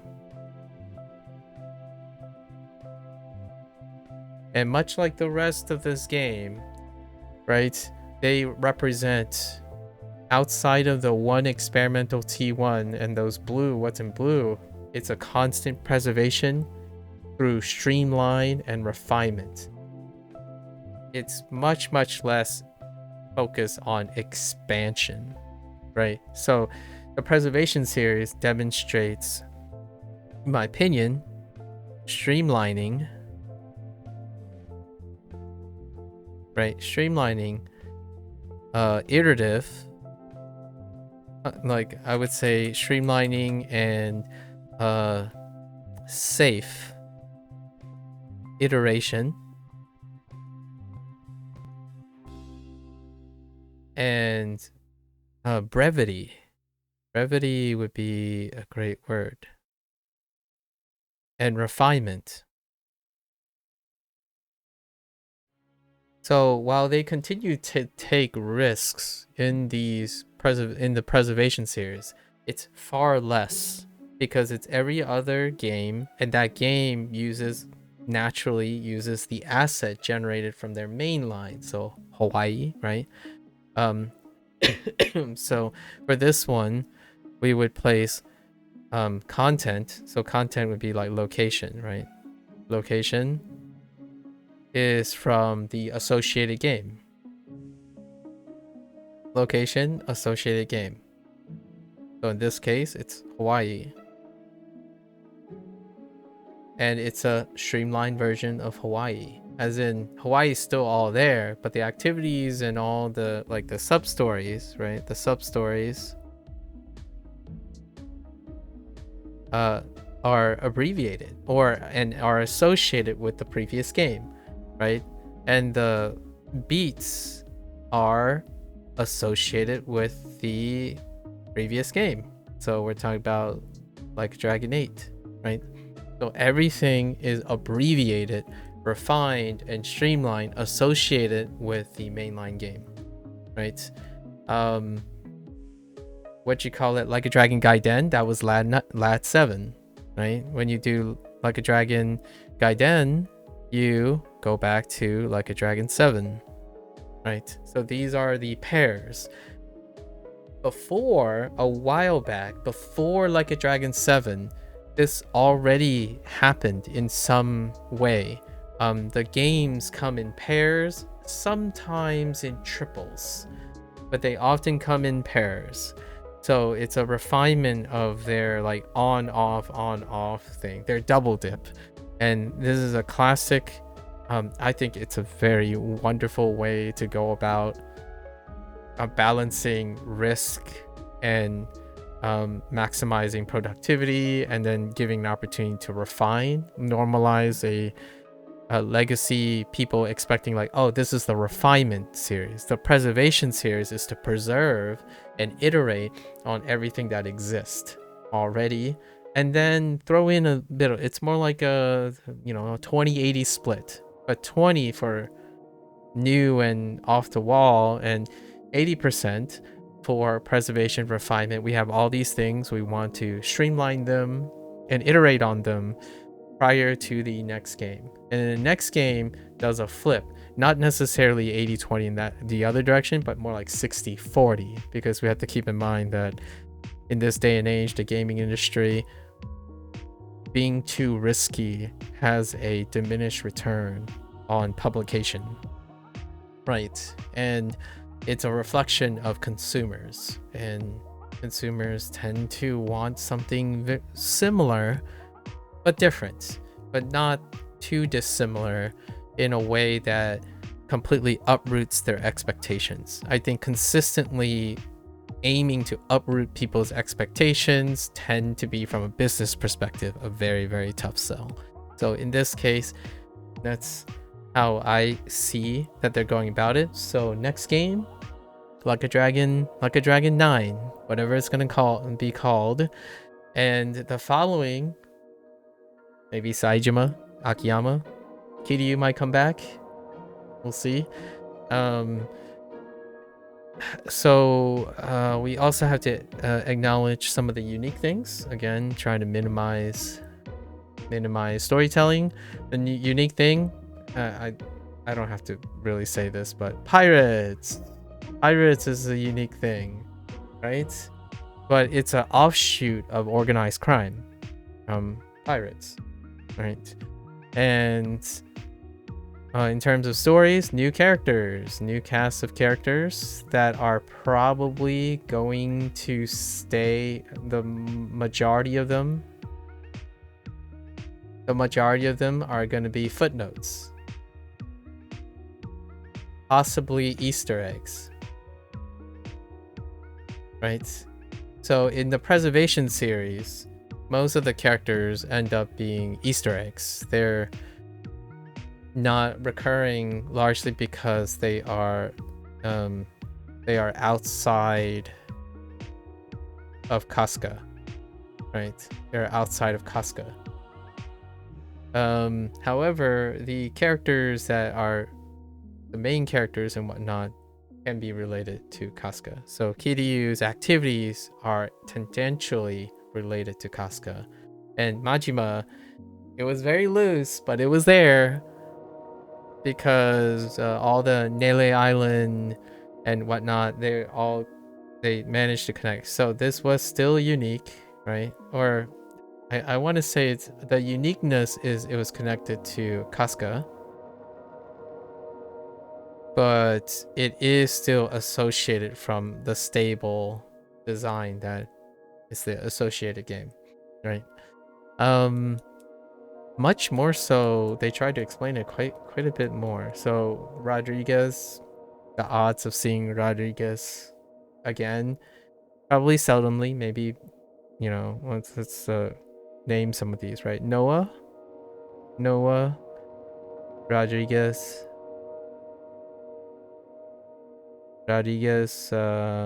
Tucker, Jason, Masaru. Right, the list goes on, right? Naomi. So you get all that, and then, you know, Rip Raymond, Rip Michelle. Those are one-offs. Most of these characters are going to be one-offs. It's not dissimilar, honestly. It's not dissimilar from the other Yakuza games. It's brevity.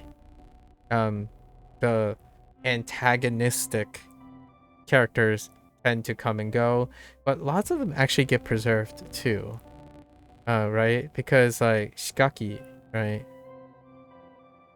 Shikaki. So you have here and there, and Kasuga, you know, the main line, you can argue like Shiwashiro and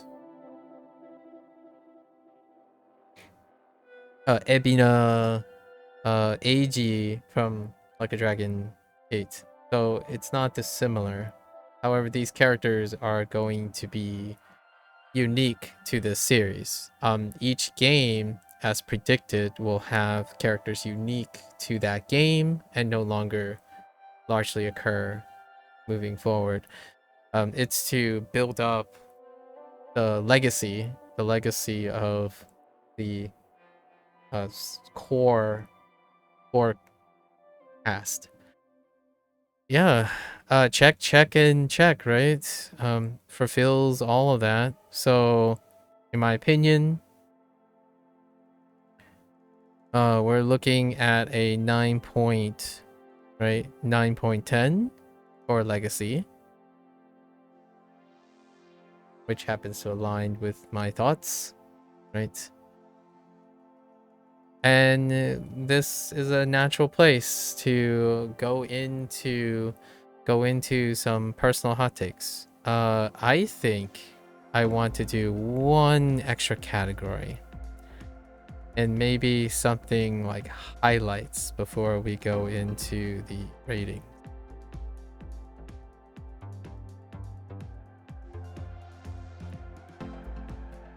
So highlights. Some of the highlights that I find very poetic.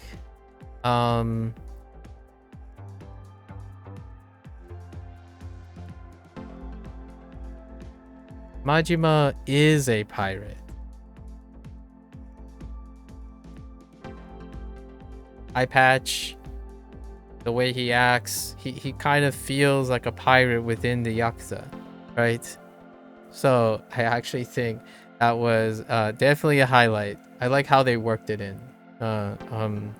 And I looking forward to maybe in 2 years time, maybe they can create a organized crime version, like a pop culture version of what Saijima is, right? It almost feels like it's a setup for Saijima, really. Seeing that Saijima is the next step. Although Akiyama, still holding out for Akiyama as well. Largely because Yakuza, so when the highlights are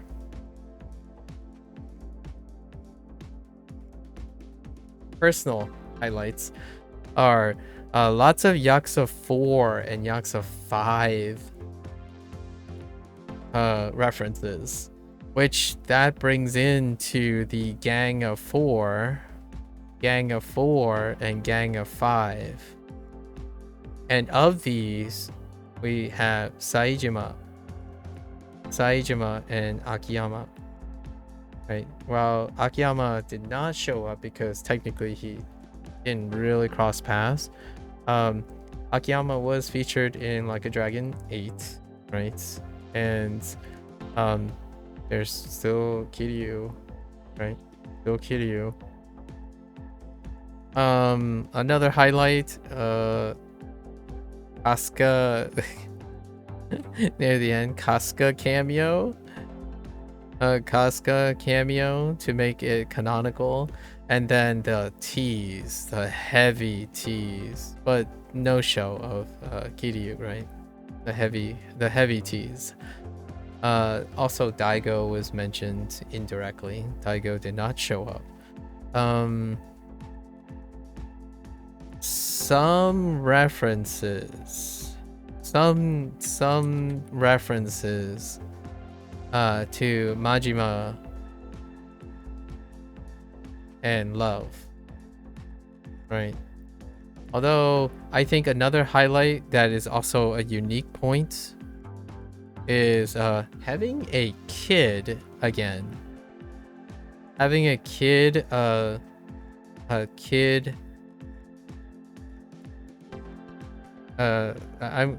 know what, a kid sidekick,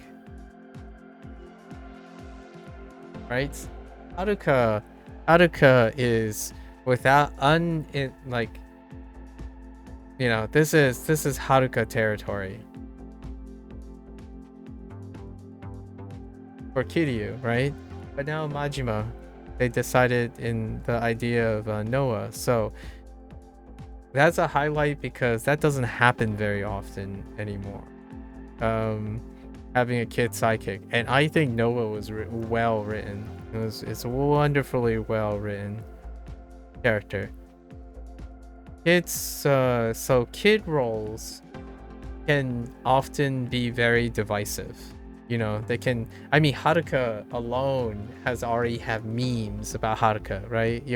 The task of Haruka being around is to satisfy her, right? Like, do the memes of, oh, do all these mini games in order to satisfy. But Noah was written well into the story, right? So I would say this is a highlight and borderline unique to the series, and that's awesome. Like, we have a precocious kid, and honestly though, not really honestly, but I think the highlight to me is Haruka is Japanese. Noah is not Japanese.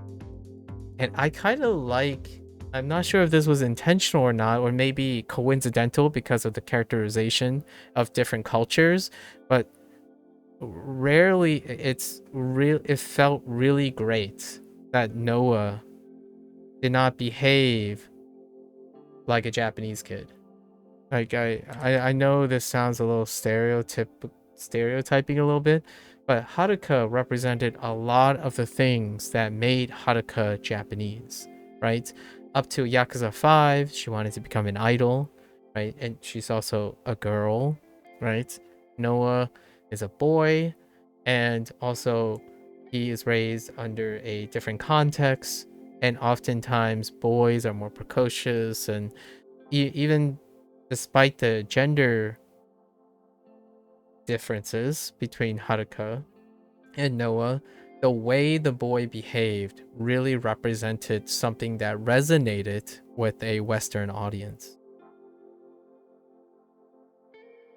One Piece, right?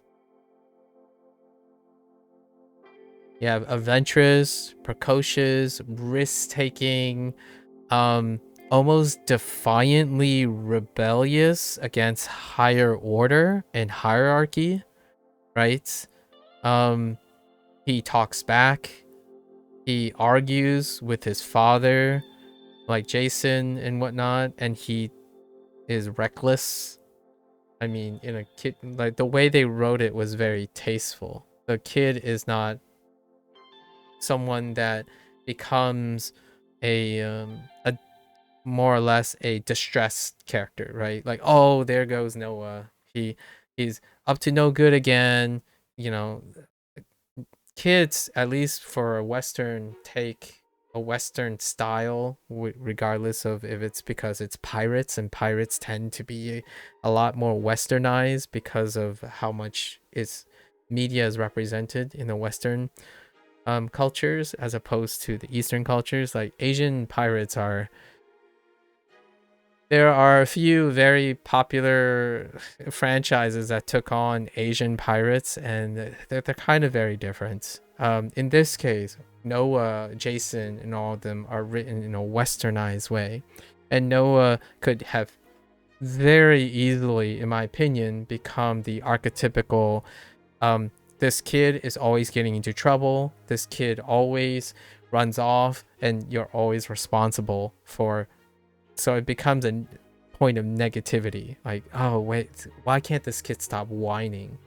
But they took it upon themselves to write a character that kind of has the little like semblance of older maturity that is very well reflective of Japanese culture, and I kind of infuse it a little bit into Noah, right? Like, he's 10 years old. I think that my funny highlight, the running joke, is that he's 10 years old, right? That speaks volumes.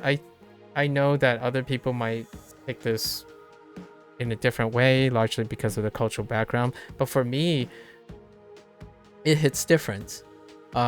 As growing, you know, I'm a product of multiculturalism, East meets West kind of thing, and 10 years old, having those types of thoughts while wrangling with that type of environment, I find lots of people may argue there's no way, right? If you're watching this, it's like, maybe if the kid was like 14 or 15, I don't find that hard to believe. But the thing about why Noah is a highlight is because this might sound a little bit reductive, but it definitely Noah is a character that I think a Japanese crew would write for a Western audience. Right? Because when you start thinking about how kids are portrayed from a Western culture, like games that are written by a Westernized culture, especially American culture, boys at the age of 10 are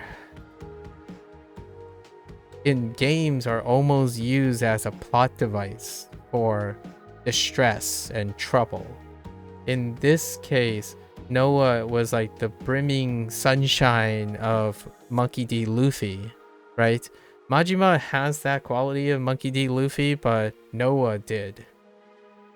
What happens if you slam Majima and Noah together? You have Monkey D. Luffy, because Monkey D. Luffy was capable. He was also able, through his naivety but his bright shining hopefulness and adventure, he's capable of doing all of that. Noah's not. Noah shares it with Majima because Majima is capable. So they really ended up capturing that magic, in my opinion, which kind of, it's a bittersweet moment because this game is a preservation series, so it's shorter. I would have loved to see more of Noah and Majima adventures together. It really does. By coincidence, by the way, I'm watching One Piece right now. By coincidence, it captures the magic. I think if there's anything worth highlighting, is definitely that you have Noah is a great kid character. I think people, at least people who are interested in stories in action games, right? Action oriented games, be it third person shooter or something, when they think about kids, they can probably count on the number of, on their fingers, count on their hands how many kid characters that they actually enjoy watching, or like enjoy. For example, one would be Last of Us, The Walking Dead, maybe because there was a kid in that one.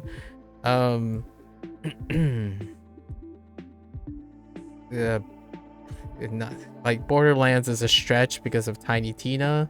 Like, there are very few kid characters, and I think they did incredibly well with Noah, and I hope that they continue to do that.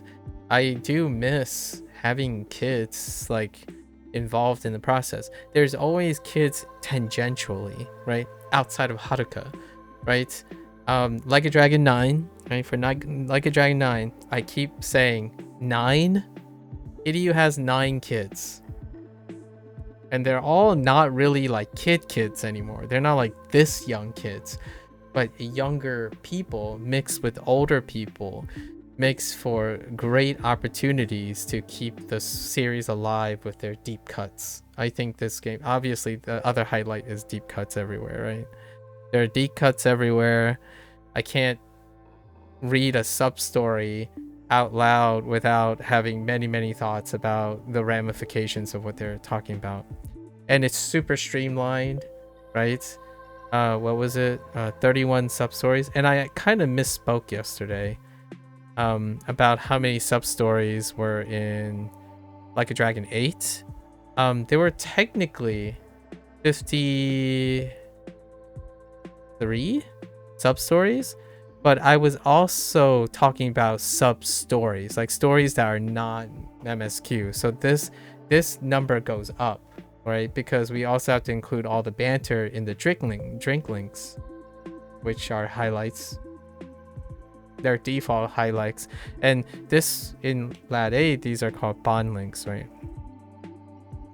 Bond links. And they have more characters. There are twice the number of characters for bond links. However, they kind of did the drink links thing half and half. It's streamlined once again. You have characters that are mainline drink links, and then you have like Saijima, Nishida, and Minami. Oh yeah, and speaking of those, when it comes to Yakuza 4 and 5, we had Minami, right? Minami and Nishida, right? Out of all the characters, nice. And highlight combat. I can't even. I don't. You think at this point, playing all these games, you're like, oh, you can't tweak it while streamlining it and making it feel the same. I think combat is easily one of the most satisfying up to this point. For me, largely because it's a great balance. It exercises discipline and overstaying, right? Or like discipline to not overstay, and also capturing the essence of the combat. I think I kind of just said the same thing in 3 different ways. So what I mean is they've captured enough of the combat in a specific amount of time in which it feels great and it services the game without over representing the combat. Sometimes when you over represent a combat, it feels like all of the other design points are meant to complement the combat, which it kind of doesn't overshadow a lot of things. And I actually think that is the quintessential experience with Like a Dragon games. There's not quite a very strong overshadowing of anything because it comes together. It feels like it comes together, despite it being literal disjointed things. When was the last time I said this? Dave the Diver. Dave the Diver is a fantastic example that does not go beyond this scope. And in fact, they streamlined the storytelling so much that the streamline of the storytelling is basically the drink links, right? It's an even smaller production, so they don't have a mainline writing or voice acting. However, if you take the drink links, the idea behind the drink links and the sub-stories, you have Dave the Diver's execution, right? And my fingers are crossed. This game is a preservation series, so it doesn't have the telltale signs of design that will be in Like a Dragon 9. I expect, in my opinion, moving forward when it comes to the next game, right, is an integration of all the subsystems into the theme. So when a job exists, it also exists in the environment, in the story, in the mythos. So I can only imagine the future, which this is going beyond the scope of this game, sort of. But the next game in the series will likely be Like a Dragon 9, and some of the things, maybe that's where we should add maybe future game related things. Future game related things. I should have included this in like the Like a Dragon 8, but let's include some stuff for Like a Dragon 9. And Like a Dragon, I'm gonna unceremoniously call it Gaiden 3. Whatever the title of Gaiden 3 is. Gaiden just means other story. So like it's the other story, right? The other series. So we're gonna call it Gaiden 3. Eventually they'll give it an outrageous title, maybe like Yakuza Master, like Yakuza Kung Fu Master in Singapore. I don't know where the location is going to be, but and then it's going to feature Saejima or something, or Yakuza Businessman in wherever Akiyama ended up being, right? It could be somewhere in Japan, like Hokkaido or something like that. But Gaiden 3, right? And I kind of missed the boat on the Like a Dragon 9 things, but my thought is that in terms of the Gaiden stuff, another character, right? Another character that was a branching point at Yakuza 4 and 5. And personally, obviously my Japanese is incredibly limited. I did watch some interviews with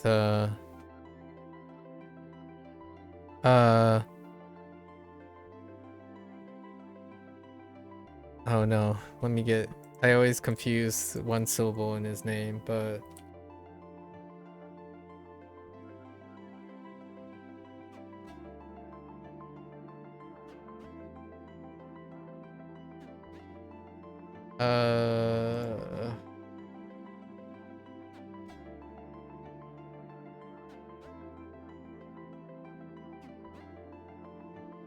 what was, hold on, I want to make sure I get the name right. Yokoyama, right? Yokoyama, and now like Furuta is a staple as well. Pretty sure that guy did the Judgment stuff too.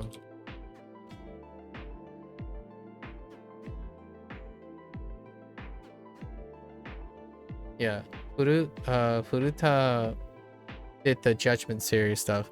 So they are the principal writers of this game, right? But what I can say about Yakuza 4 and 5, clearly, if I had to guess, these are like the black sheeps, like especially 3, but 4 and 5 are kind of the black sheeps too. And I think Yokohama, I keep forgetting. I'm sorry. I keep getting the one syllable. Yeah, Yokoyama. So Yoko and Yama. I'll have to remember that. So Yokoyama, I personally remember reading some interviews about 5, right? About 5. And for me, I think that's where they're going. He is now Yokoyama is now the helm, right? So this guy is the big cheese. He's the exec, right? The exec director. So it'd be interesting if they pull a Yakuza 5, but in a Gaiden situation.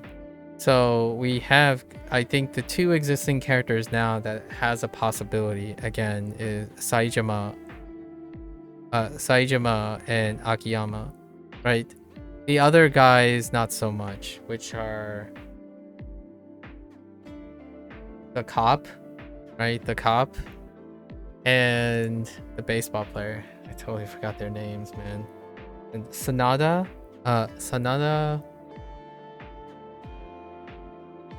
and Tanimura, yeah, Tanimura and Sanada, right?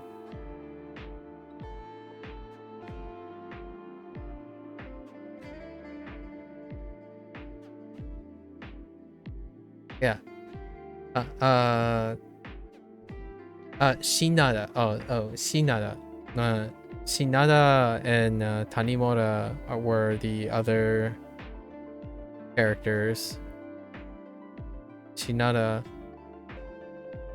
But these guys still have a chance. So it would be fun to see a spin-off of their moonlight of something like a mafioso, or I think Akiyama being a businessman in a tourist city like Singapore sounds ripe, very ripe. Heck, if they somehow manage to negotiate something about Tanimura in Hong Kong, that's cop drama central. That's cop drama central. Baseball, I'd totally be down for baseball. And then this was like dojo related things, right? Or wrestling. Oh my goodness. Wrestling. Saejima and wrestling? Dang. A wrestler? This is cheap, low-hanging fruit, but businessman, right? Or tycoon. We have baseball. And then we have cop drama, right? So cool. And continue to iron out. So these are attached, right? So what would be streamlined from Like a Dragon 9? I think Like a Dragon 9, since 8, I forgot to talk about it in this way. Like, what did 8 do differently that 7, right? Comparing 7 to 8 in terms of the iterative design kind of thing. The job system is being expanded constantly, right? Expanded. Like subsystems in the job, subsystems are being expanded when it comes to like the JRPG elements. However, they haven't made it into the story yet,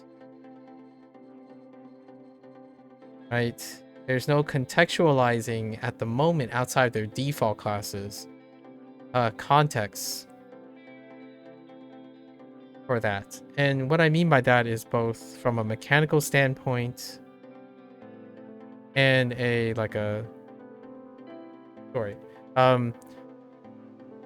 Oftentimes JRPGs have jobs that are relevant to the actions and story. So like, for example, your job, if your character happens to have these jobs, this is how this scene plays out. If you happen to have these jobs, you can interact with the environment in this way.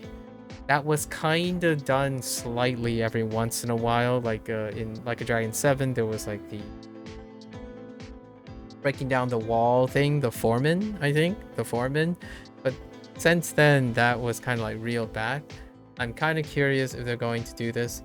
The reason why I think about this in terms of the dialogue with Pirate Yakuza is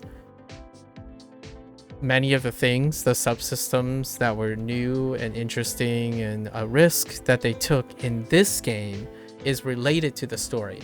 It's related to the content, right?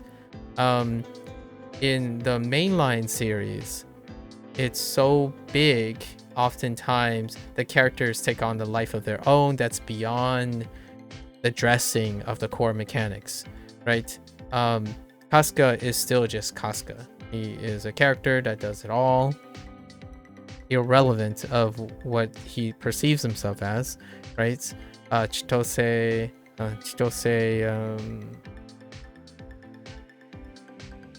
Tomizawa, right? Tomizawa, the newcomers, they're blank sheets with jobs, not jobs that define them in the context. So it would be interesting to see in the future how they go about doing that. I think what shines and could be a lesson in writing and like sentimentalism is this game's ability to make it about pirates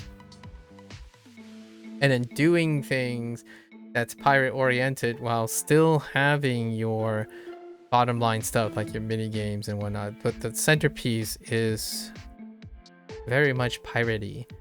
However, in the preservation series, it's makes up like 20% of the experience, right? It makes up a lesser group, so it might not be as centerpiece. But Like a Dragon 9 can do it differently. I think the one side of things that I hold off on future games is pretty much that. The integration of jobs into a story format. There are other TLCs when it comes to the JRPG functionality, right? I think Atlas, right? Atlas and the P Studios and Studio Zero are well within reach of the Ryuga Gotoku Studios peeps to create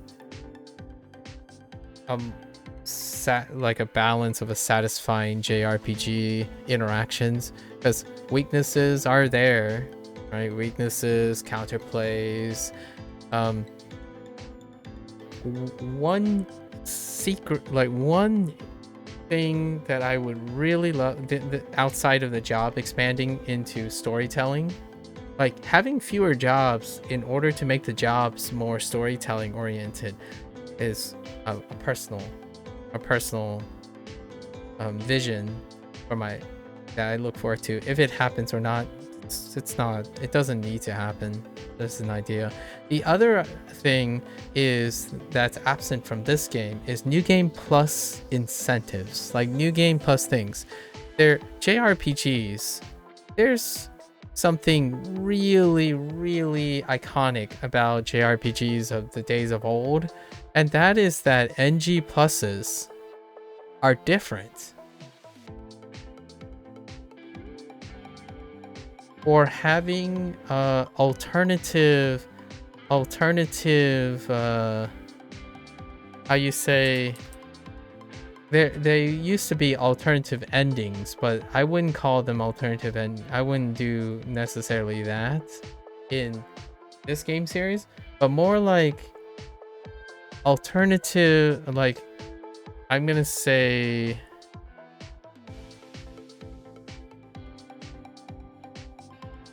it would be interesting if there was some sort of like additional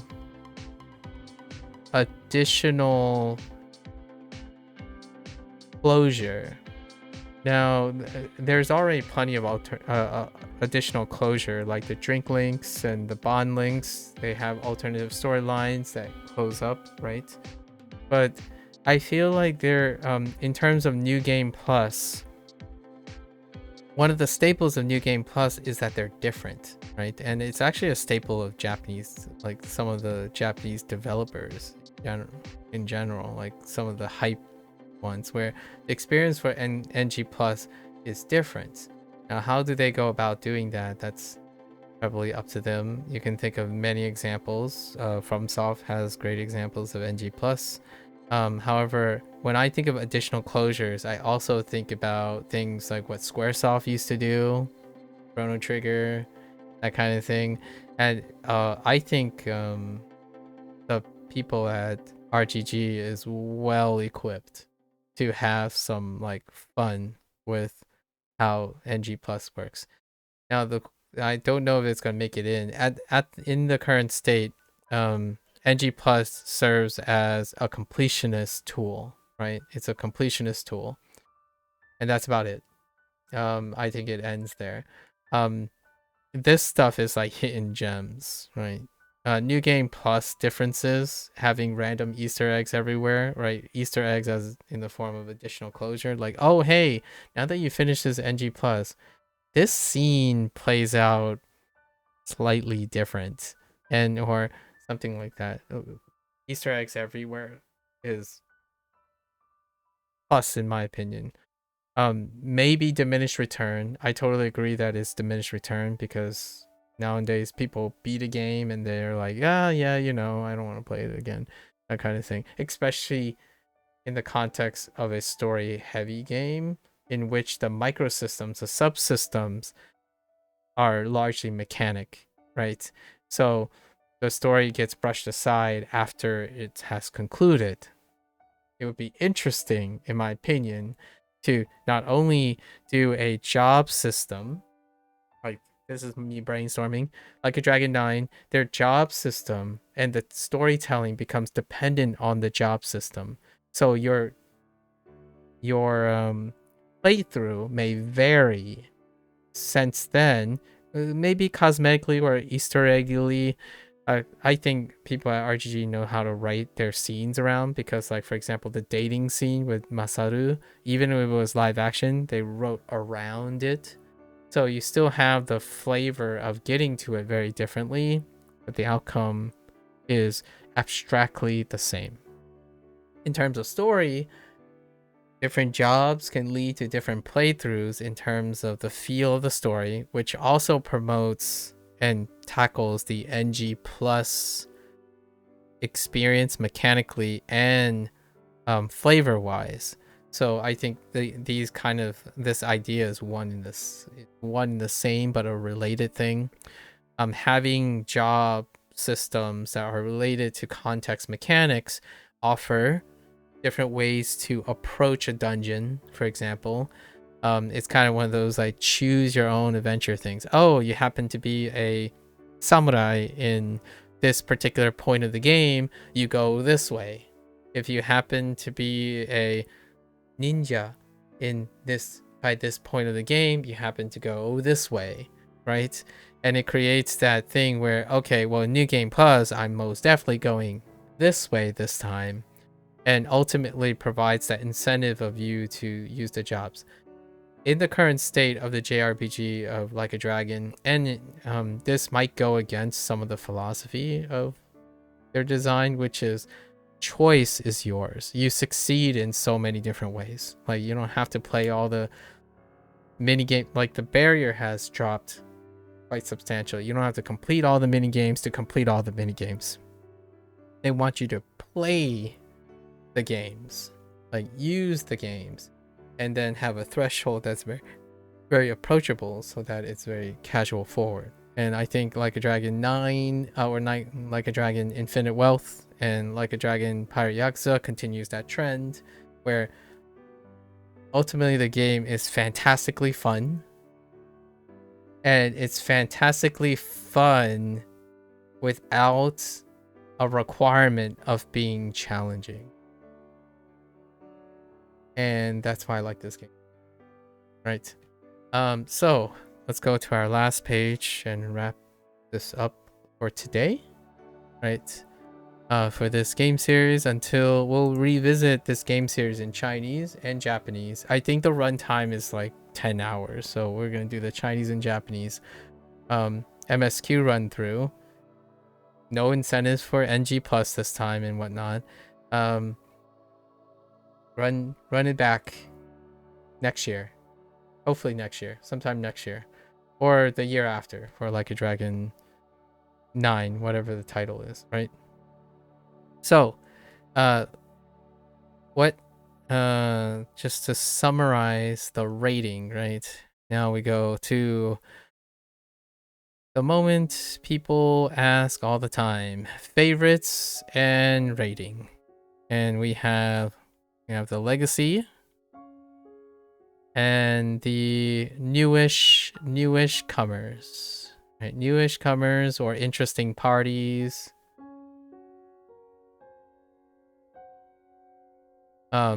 Maybe this you want to see if you want to pick this game up or start the Like a Dragon series, or you started recently with Casca and Co. Right? So legacy, and we've already went over right plus for combat, plus for combat, plus for bottom line, our bottom line stuff. I actually would give a plus to story brevity. Now, I think it's a minus for story context. Largely because I think it's very gamery. And what I mean by gamery is, to legacy players, it might not be serious enough. So what I mean is it can possibly have become too silly. However, for me, I'll talk about that later when I reveal what my thoughts on that. But I think I can kind of see that. And there are some like lack of depth, possibly lack of depth. So combat depth is a great thing. Lack of challenge.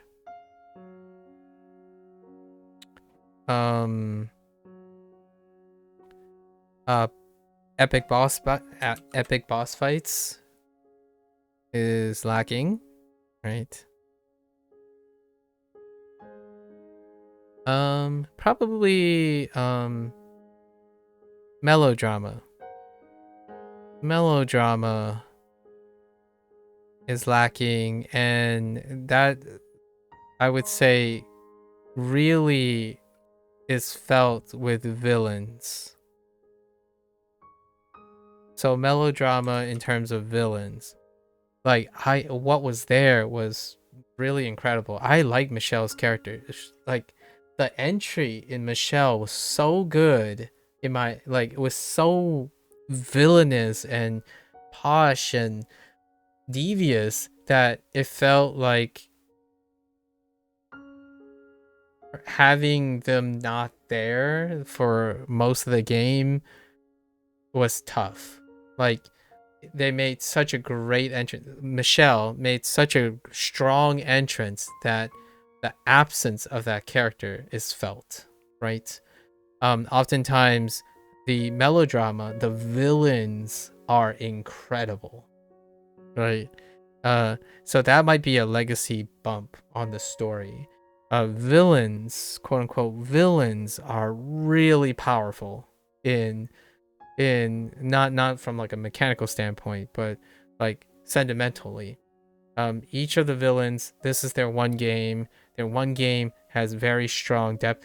Gaiden felt very similar in that way. However, there was more screen time for those characters. Possibly not the main guy. The one in the Kijin, the leader of the Kijin. I think it was the Kijin clan. Not as much, but when they are on the screen, they are melodramatic. They are bombastic, right? Now, a bit of it could be due to the nature that Majima was one of them, right? So it's contrasting to Majima, maybe a little too much. But when Raymond finally came into the picture, I really loved his monologue, like especially in the last scene, right, where you're in the room filled with the queens. We're up here, this building here, and he was monologuing. It's very powerful. Oh, and I do have to make a side note because of the language thing. We played the English version, right? And I can only imagine what it sounds like in Chinese and in Mandarin and in Japanese. Largely because monologuing is very, very powerful in those languages as well. But the English one was fantastic. One thing that gives the English an advantage, like a nice immersion point, are that these characters are English speakers, or they are portrayed as English speakers, right? So there might be some immersion points or acceptability outside of your characters, like Majima, right? The main criticism is probably like a legacy player would find a criticism is that Matt Mercer, or like Matt Mercer's Majima, for example. That can be a legacy criticism, largely because the plus plus plus here for legacy plus plus plus is voice acting, and specifically the Japanese Majima, right? Right, it's still there, but knowing this exists can be like a thing. For me, I think it nailed it, largely because the topic of pirates is less Japanese Majima and actually more Matt Mercer's territory. Although Matt Mercer did a wonderful job, in my opinion, combining two. But the other characters, Noah, those that have no legacy, right? So the other characters, plus plus plus, in my opinion, for the other characters, when it comes to, well, this is not a plus for the ones that like Japanese because they come out with Japanese. So we won't place that there for now because this doesn't represent personally my counter arguments. But Japanese Majima probably nailed it. I can hear his voice while Matt Mercer is also doing his take. Actually, Matt Mercer has done really well to almost have me fill in the Japanese, like what it would appear like in my head, right? I don't know what the Chinese Majima sounds like. He had the one that was employed for Like a Dragon 8 only had like 5 lines in the one scene, right? And it might not be the same person because they were only hired for one. They used a scouting agency, so I'm not sure if they continue to use the same scouting agency. There's lots of hoops that you have to jump through in order to create an international, like a separate cast. The Japanese casts are the most consistent because these are Japanese publishers and Japanese developers, right? Like, for example, who is Michelle's model? The long time standing standard for voice acting in this game is that the likeness of the character is modeled after the speaker, right? The person who's voice acting. Well, Michelle is clearly not Japanese. Raymond Law is clearly, well, maybe a little murkier in terms of he might be an islander, right? Noah is clearly not Japanese. Jason, right? Masaru, we know who Masaru is modeled after. He's Japanese. So the character itself might not necessarily be Japanese, right?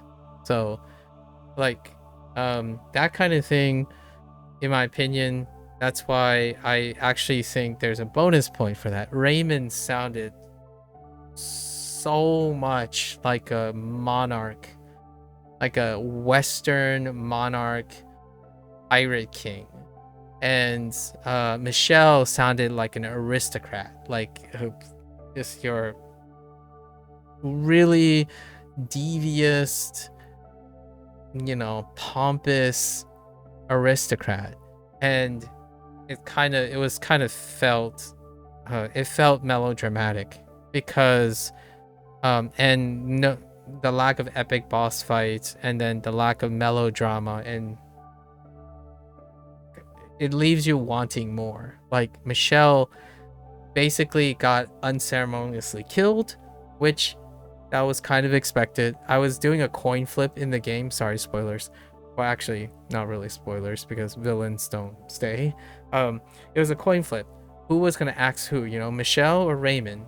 Someone is gonna get unceremoniously removed due to intrigue, which is poetic in its own rights, right?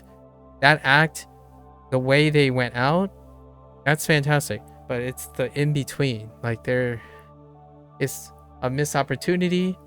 However, I don't necessarily think it was an unintended missed opportunity. It budgets, right? Budget concerns, meeting deadlines, being able to make this into like a 15 chapter game with like 5 chapters dedicated to Michelle's background and 5 chapters dedicated to Raymond's background and constantly interact. That is the level of a Like a Dragon Infinite Wealth, right? Eiji, Tomizawa, Chitose, heck, Bryce Fairchild, right? Dwight, all of them, Eiji, all of them had like separate chapters, like entire chapters dedicated to them. And the runtime of an entire chapter is like 2 chapters in this game. And this game has 5 chapters. So yeah, that could be a downer for legacy players, largely because the moment you think about Like a Dragon games, the vast majority of the Like a Dragon games are not these games. So for better for worse, right now, to normalize this is still in its infancy. I think this game is going to get lower score for the time being because it's not normal. Like, it's not normalized to rationalize, this is my expectation. This game sports a discounted price, which is a band-aid for me. I would pay $150 for if it was possible. Like that's kind of the thing. It's not possible. So we have to be a little bit fair to the developer and the publisher. And to me, that this is stating the reality. It's going to leave you wanting more. So these are the topics. And when it comes to newcomers, the nice thing is I think the like the plus off the charts is its variety. Not overstaying welcome, not overstaying works to the preservation series so well, right?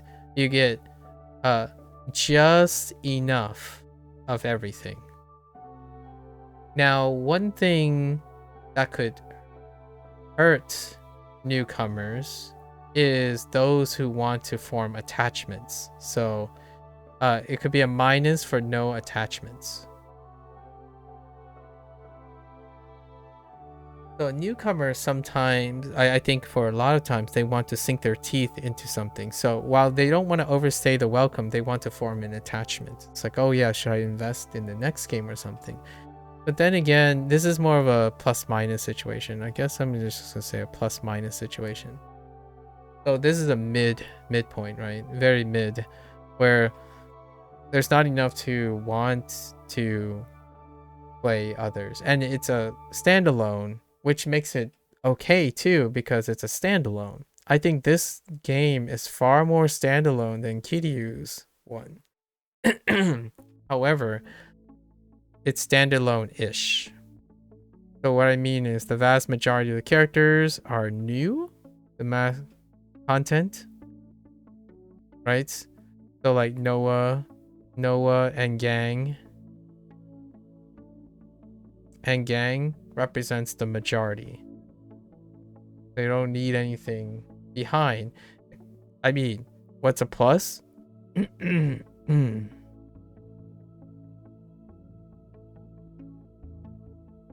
A plus is Majima has amnesia,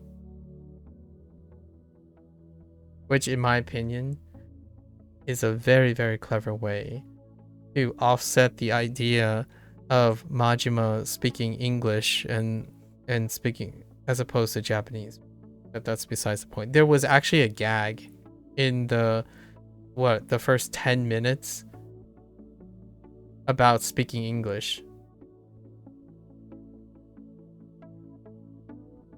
I think he literally says something like, okay, instead of boring you with how the heck did I suddenly magically been able to talk to a boy that's likely going to speak English, we're just gonna overlook that portion, right? He literally said it in his narration when he was breaking the fourth wall. But anyways, that's a plus. Majima has amnesia, so it's a reboot kind of deal-y, right, for newcomers. And Majima is a long-staying character, so much like a Dragon 8 Infinite Wealth, right, or Like a Dragon Gaiden, they stand alone because it's isolated. This character has a lot of baggage. It's in there, right? There's some Easter eggs, so plus for some Easter eggs. That's for me too. Lots of sufficient Easter eggs, but it's kind of a plus minus for Easter eggs, right? They might not hit, but the Easter eggs, I think the one potential one was, I think, got offset, which is Minami Nishida and Saejima. So overall it was a plus, which makes up for their intentions. What could have happened is, oh hey, let's throw in a bunch of inside jokes about Minami Nishida and Saejima without explaining it in a way that is welcoming to newcomers, right? So they could have said, Minami could have behaved very like him and then talk about Yakuza in very depth that appeals to legacy, but it would not make sense for newcomers. It'd be like, I don't understand why this character is here. I don't understand why these three characters are here and you're supposed to be excited or they're important. They made efforts, right, through Drinklinks. The Drinklinks writing was fantastic. And the way they spoke was from an amnesia standpoint. It was like, oh wait, oh yeah, hey, you remember that time? And they made it very sentimental, right? So that kind of allowed it to form some attachments. Wow, I think that was really, really wonderful. You kind of can't help but feel like it's a retcon, but it's not a retcon, right? It's a mechanical, contextual thing that actually does happen in this line of work. When you're in when you're pirates, you get shipwrecked, trauma happens, people lose memory, like they forget things. It was fantastic. I thought it was incredibly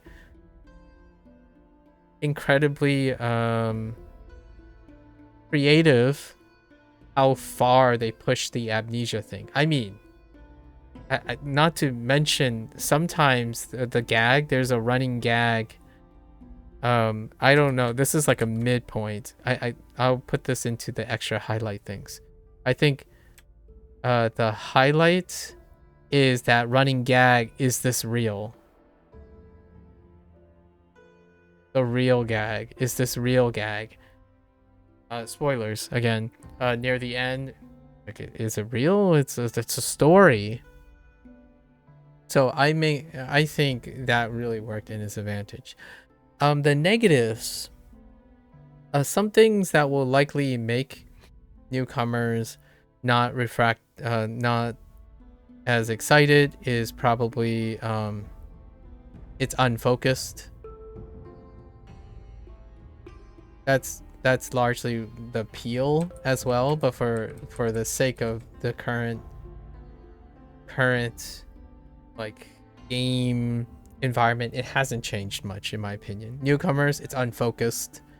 In fact, also probably lacks depth.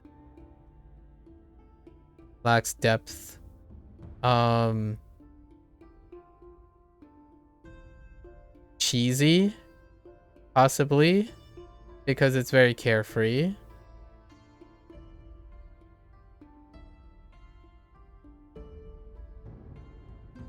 And I honestly would go as far as saying mini games are still a niche thing and not looked as a production, because mini games often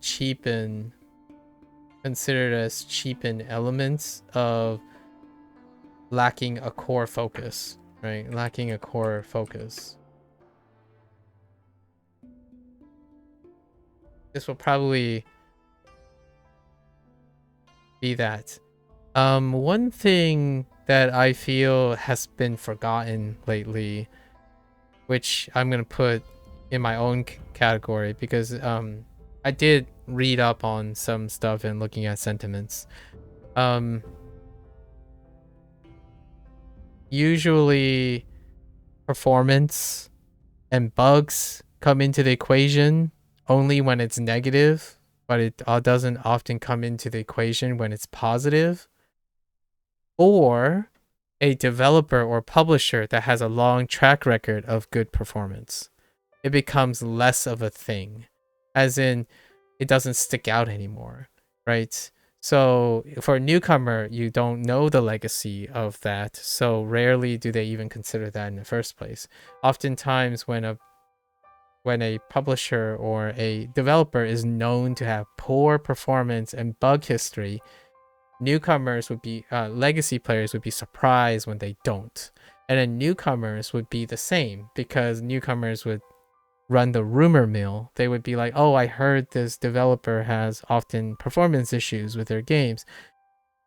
In my personal category, RGG games, they run like butter most of the time, like even with the notorious things that most people talk about, like De Nouveau.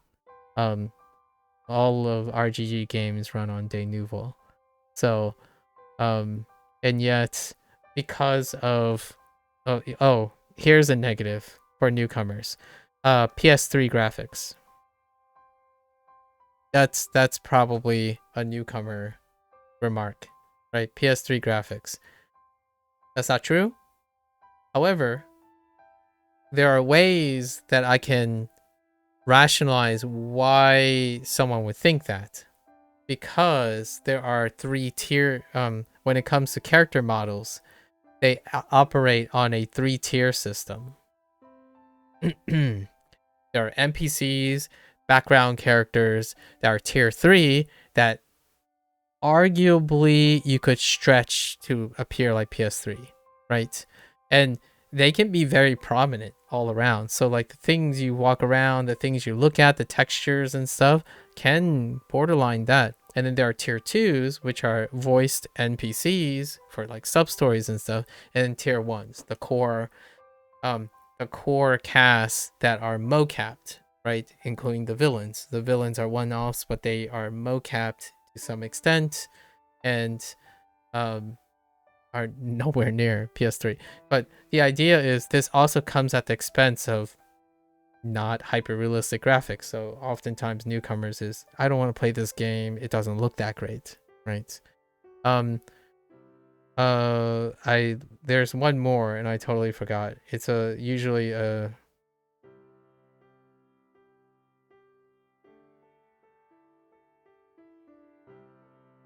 oh, I totally forgot it. It might come back to me, but one of them is usually graphics. Definitely graphics. And another one slightly is mature content. Although the whole pirate theme kind of helps a little bit, mature content. I think in this age of gaming at the moment, comfy heroism is trendy.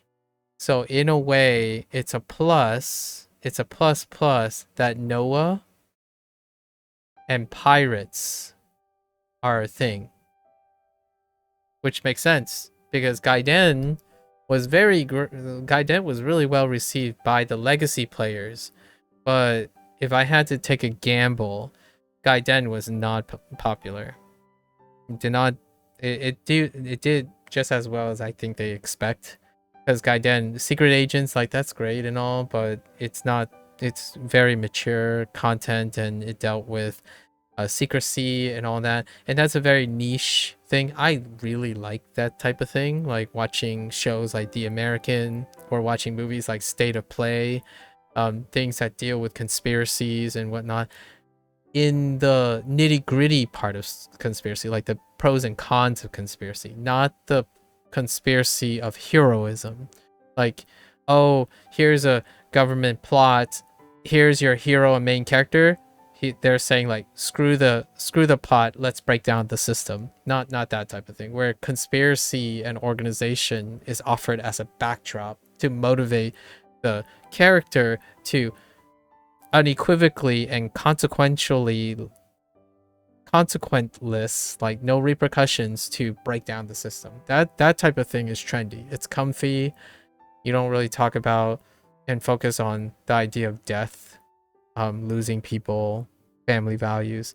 So in this case, because of the nature of the storytelling and Majima basically still telling a story, and then Noah, the kind, the adventurous kid and stuff, it resonates with the Western audience, right? On the legacy side, that's where the lack of melodrama, the lack of epic boss fights, maybe even add the lack of consequences, is more for a niche category or the people who are used to it. Like for me, it was a lot of fun. It felt like a great way to introduce people to the world of Like a Dragon, sort of. Because when someone says they like Pirate Yakuza, I would still raise my hand and say maybe stick to Yakuza Like a Dragon and Yakuza Infinite Wealth, because Casca is a more comfy version.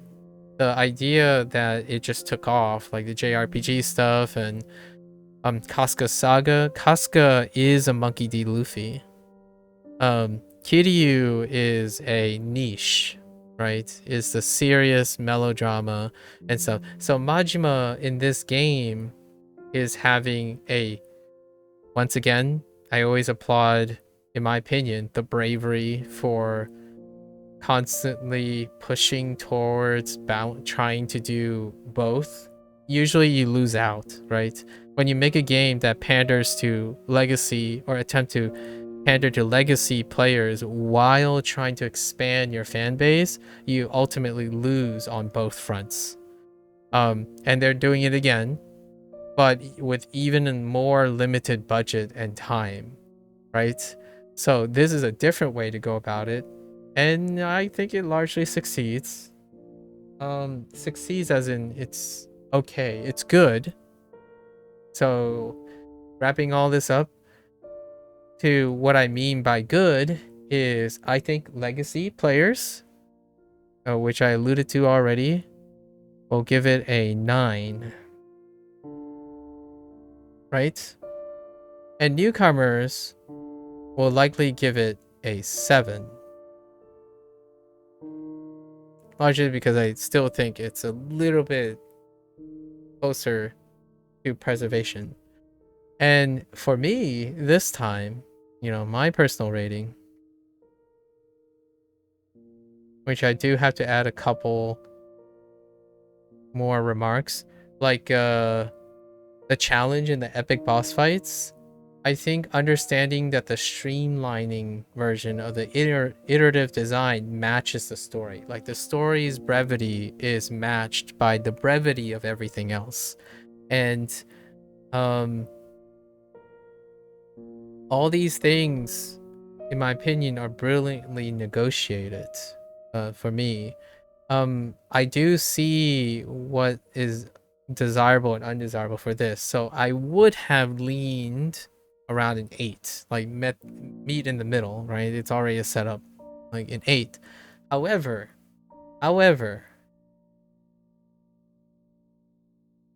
this game is refreshing in the sense that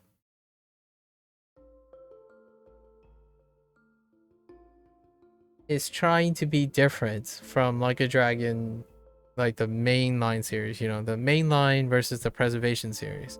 So because of the second time go around, I think most of the stuff that I'm saying, oh, lack of epic boss fights, lack of melodrama, and lack of like challenge or maybe depth, almost make me feel like because it is a very different experience and it reflects the combat system and whatnot, it's juggling two things. Like now RGG is wearing two hats, right? Constantly wearing two hats. And understanding that intent makes me kind of like the game a lot more for its design choices. For me, my personal rating is I would also give it a 9.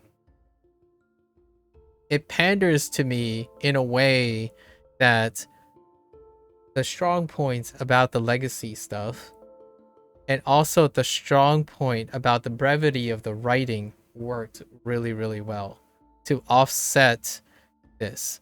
This often would drag me down a little bit because it leaves me wanting. But the idea of the way they wrote all these things was fantastic. I think is just enough.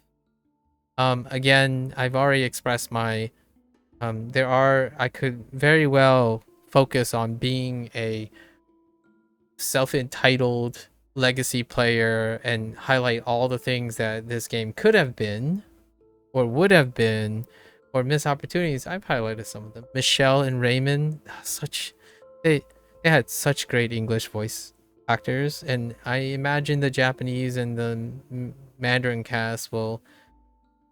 speaking cast will bolster that just as much.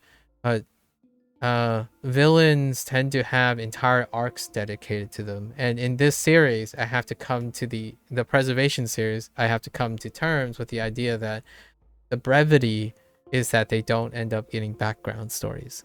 Like, I can't tell you how much I enjoy Like a Dragon Infinite Wealth and most of the mainline series when the moment they reveal their background. In fact, I actually think Rodriguez's father, who actually remains unnamed, right? I don't think he actually has a name. That ending, that backstory, that little touch of, oh, he had the elixir all along. That thing got me spinning. Like, that was such a nice little touch at the end. But Raymond and Michelle didn't even get that. Like, like if you think about what Michelle is, okay, she's an aristocrat, and she did something. Like, how did she establish Madlantis? She just did it. And Raymond's like, oh, there's Raymond. He did something too, I guess.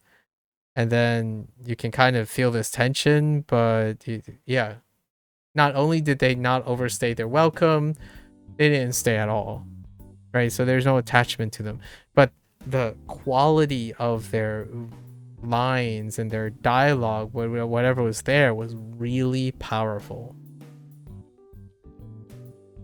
And for me, I think I kind of understand how the limitations of what they have to do, and that's being very as fair as I can.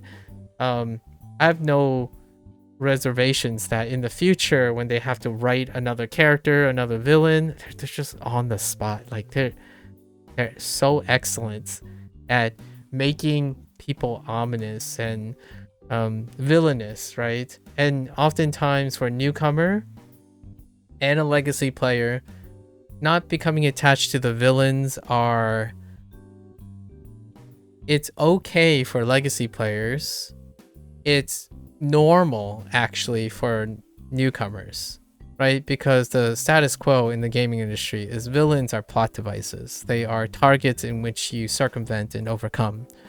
However, for legacy players, it's really, really well known that some of the villains become the most iconic characters in the main line or part of the cast. Majima is one of them. The irony, the poetic nature of this, and I think it works really poetically to this. Like, those villains may very well be Majimas. In this case, though, Majima is the protagonist, so it has a different feel to it. And hopefully, maybe I'm wrong about this, and they go back to doing something like that. I was actually pretty taken aback when, sorry, spoilers, guys. When both, I'm not gonna say the nature of where they both were unceremoniously ended, like their lives were ended, right? How is the big thing, but villains have poetic exits, and they were poetic exits. Just completely void of background, completely void of background. Yeah. Like a Dragon series tend to leave open as well a possibility of redemption and or resurgence or recurrence of a character, right? I didn't even mention Keith and Jack the Collector. That is like a running gag in Like a Dragon. So for Legacy, like, Keith comes back all the time, Jack comes back all the time. In fact, sometimes you wouldn't be surprised they come back as a support character or something. And in this game, there was many nods to Like a Dragon Infinite Wealth's characters, right? All of them came back in some capacity or some story. Even Jeff, right? Jeff, the taco stand, the taco truck guy. Most of the sub-stories actually dealt with something that allows all the characters to continue to persist. Big Nine.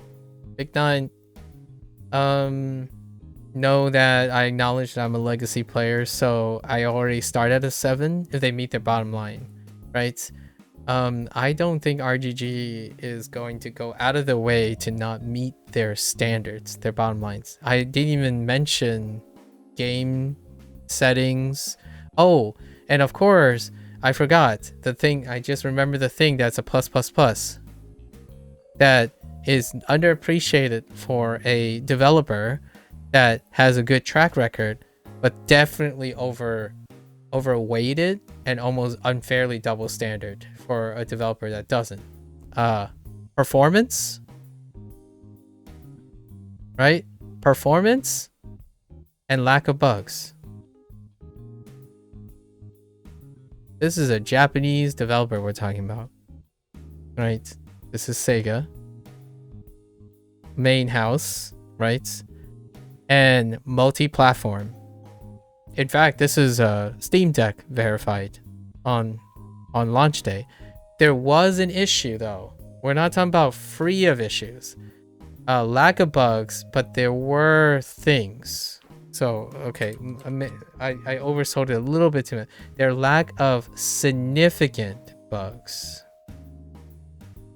There was something about DLSS and frame generation, but that isn't necessarily entirely RGG and Sega's limitations. That also deals with NVIDIA. So finding compatibility and driver interactions between DLSS and generative frame, right? Generative frame pipelines, that deals with the current technology that's rolling out. So even then, there was a patch. Within this 10 days, there was at least an attempt and a patch to address that. But it's not exclusively a Sega problem. So performance is great. Lack of significant bugs. You don't get to say that very much. It's to the point, it's a meme in this day and age for any publisher. And it's only a meme when that publisher has done wrong. When it doesn't have that, rarely do both newcomers and legacies ever acknowledge that to an extent that elevates a game's rating or a developer, right? What's a great example? Capcom's recent game that got released, Monster Hunter Wild. Go look at that if you want an example. That is the classical launch of a game. It's like it's bound to happen. So while I want to normalize that, it's a inherent hazard of releasing games that are new, taking risks on game engines and new architecture, new features. So all of that is a big risk. And on the safe side, Sega, at least RGG, doesn't take that risk. But then you have comments that are at a sacrifice of that. Like, for example, PS3 graphics, right?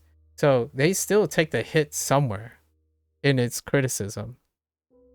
What I think it would be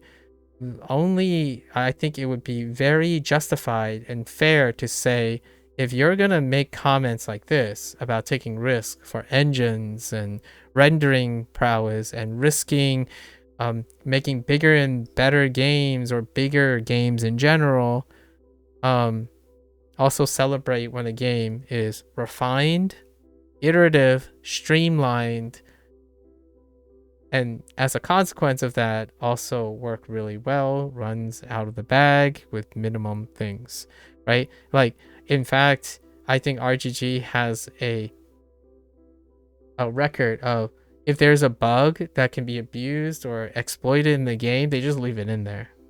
Like, what I mean is, oh, there's a bug in which you can like cancel the animation here or skip here or like farm this. It's like, yeah, leave it in the game. Like that's it. That's the game, right? It's rarely like retroactive. They don't expect to change anything about the game. The game is as is. I think there's currently there are some developers that are like that are pretty confident in that their game is as is and will be that. We're moving on. We're gonna go work on our next game, which happens to be related to this game. And that's probably RGG is a great example. Another one is probably Atlas with their Persona games when it comes to like how many things are moving around.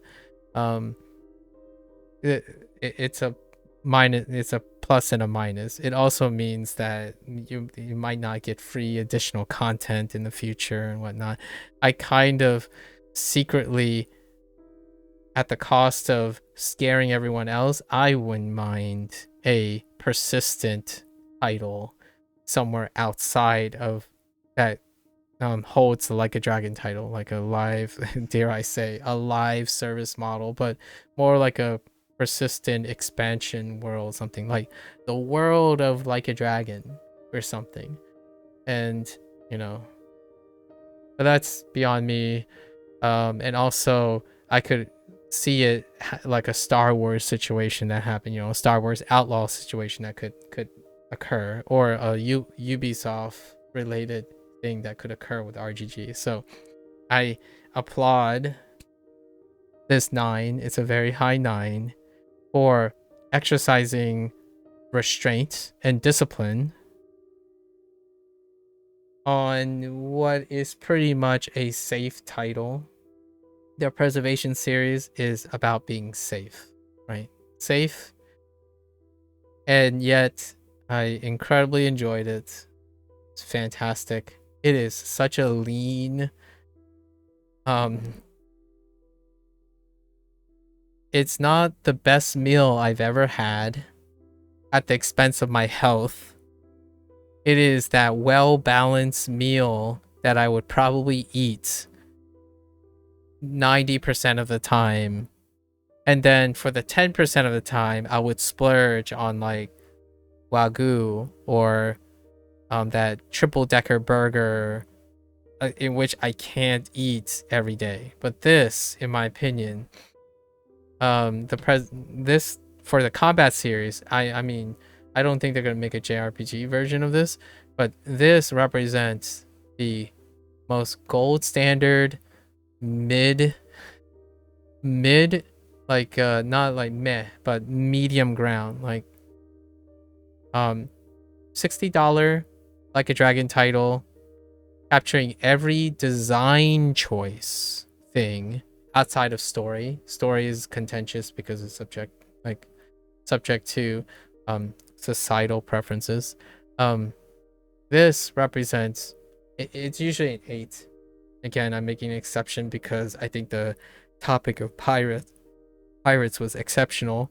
8, 8 across the board. I wouldn't be surprised if it's sitting around an 8 everywhere, minus any of the outlets that deal with legacy players like myself. I'm a Steam user. Steam's reviews are probably 9.99 and plus, actually ranking higher probably at the time of this review, higher than Infinite Wealth, right? I gave Infinite Wealth a 10, but that's because I'm also a novelty seeker. Oh, right. I remember what the big negative here is. Nothing new. That's why this is a 7. PS3 graphics, nothing new, because it's all about new, and not shiny. Linked with new, right? I don't really have that. I like playing indie games. In fact, I kind of like old, new, East meets West, comfort and discomfort, like new things with old things, in probably even quantities. Not like your FromSoft Souls-like fan who only likes like 5% or 10%. It's a personal preference, obviously. Yeah. Off to the next year. I don't get to make these very often anymore, like the year 2023, the year of the legacy like dragon stuff, but at least I get to make these possibly almost once every year. It's kind of like going to Otakon, to an anime convention, and volunteering at an anime convention for 3 days every year. I look forward to 2026. If not, I am a patient person, so 2027. Maybe see you guys at 2026 or 2027.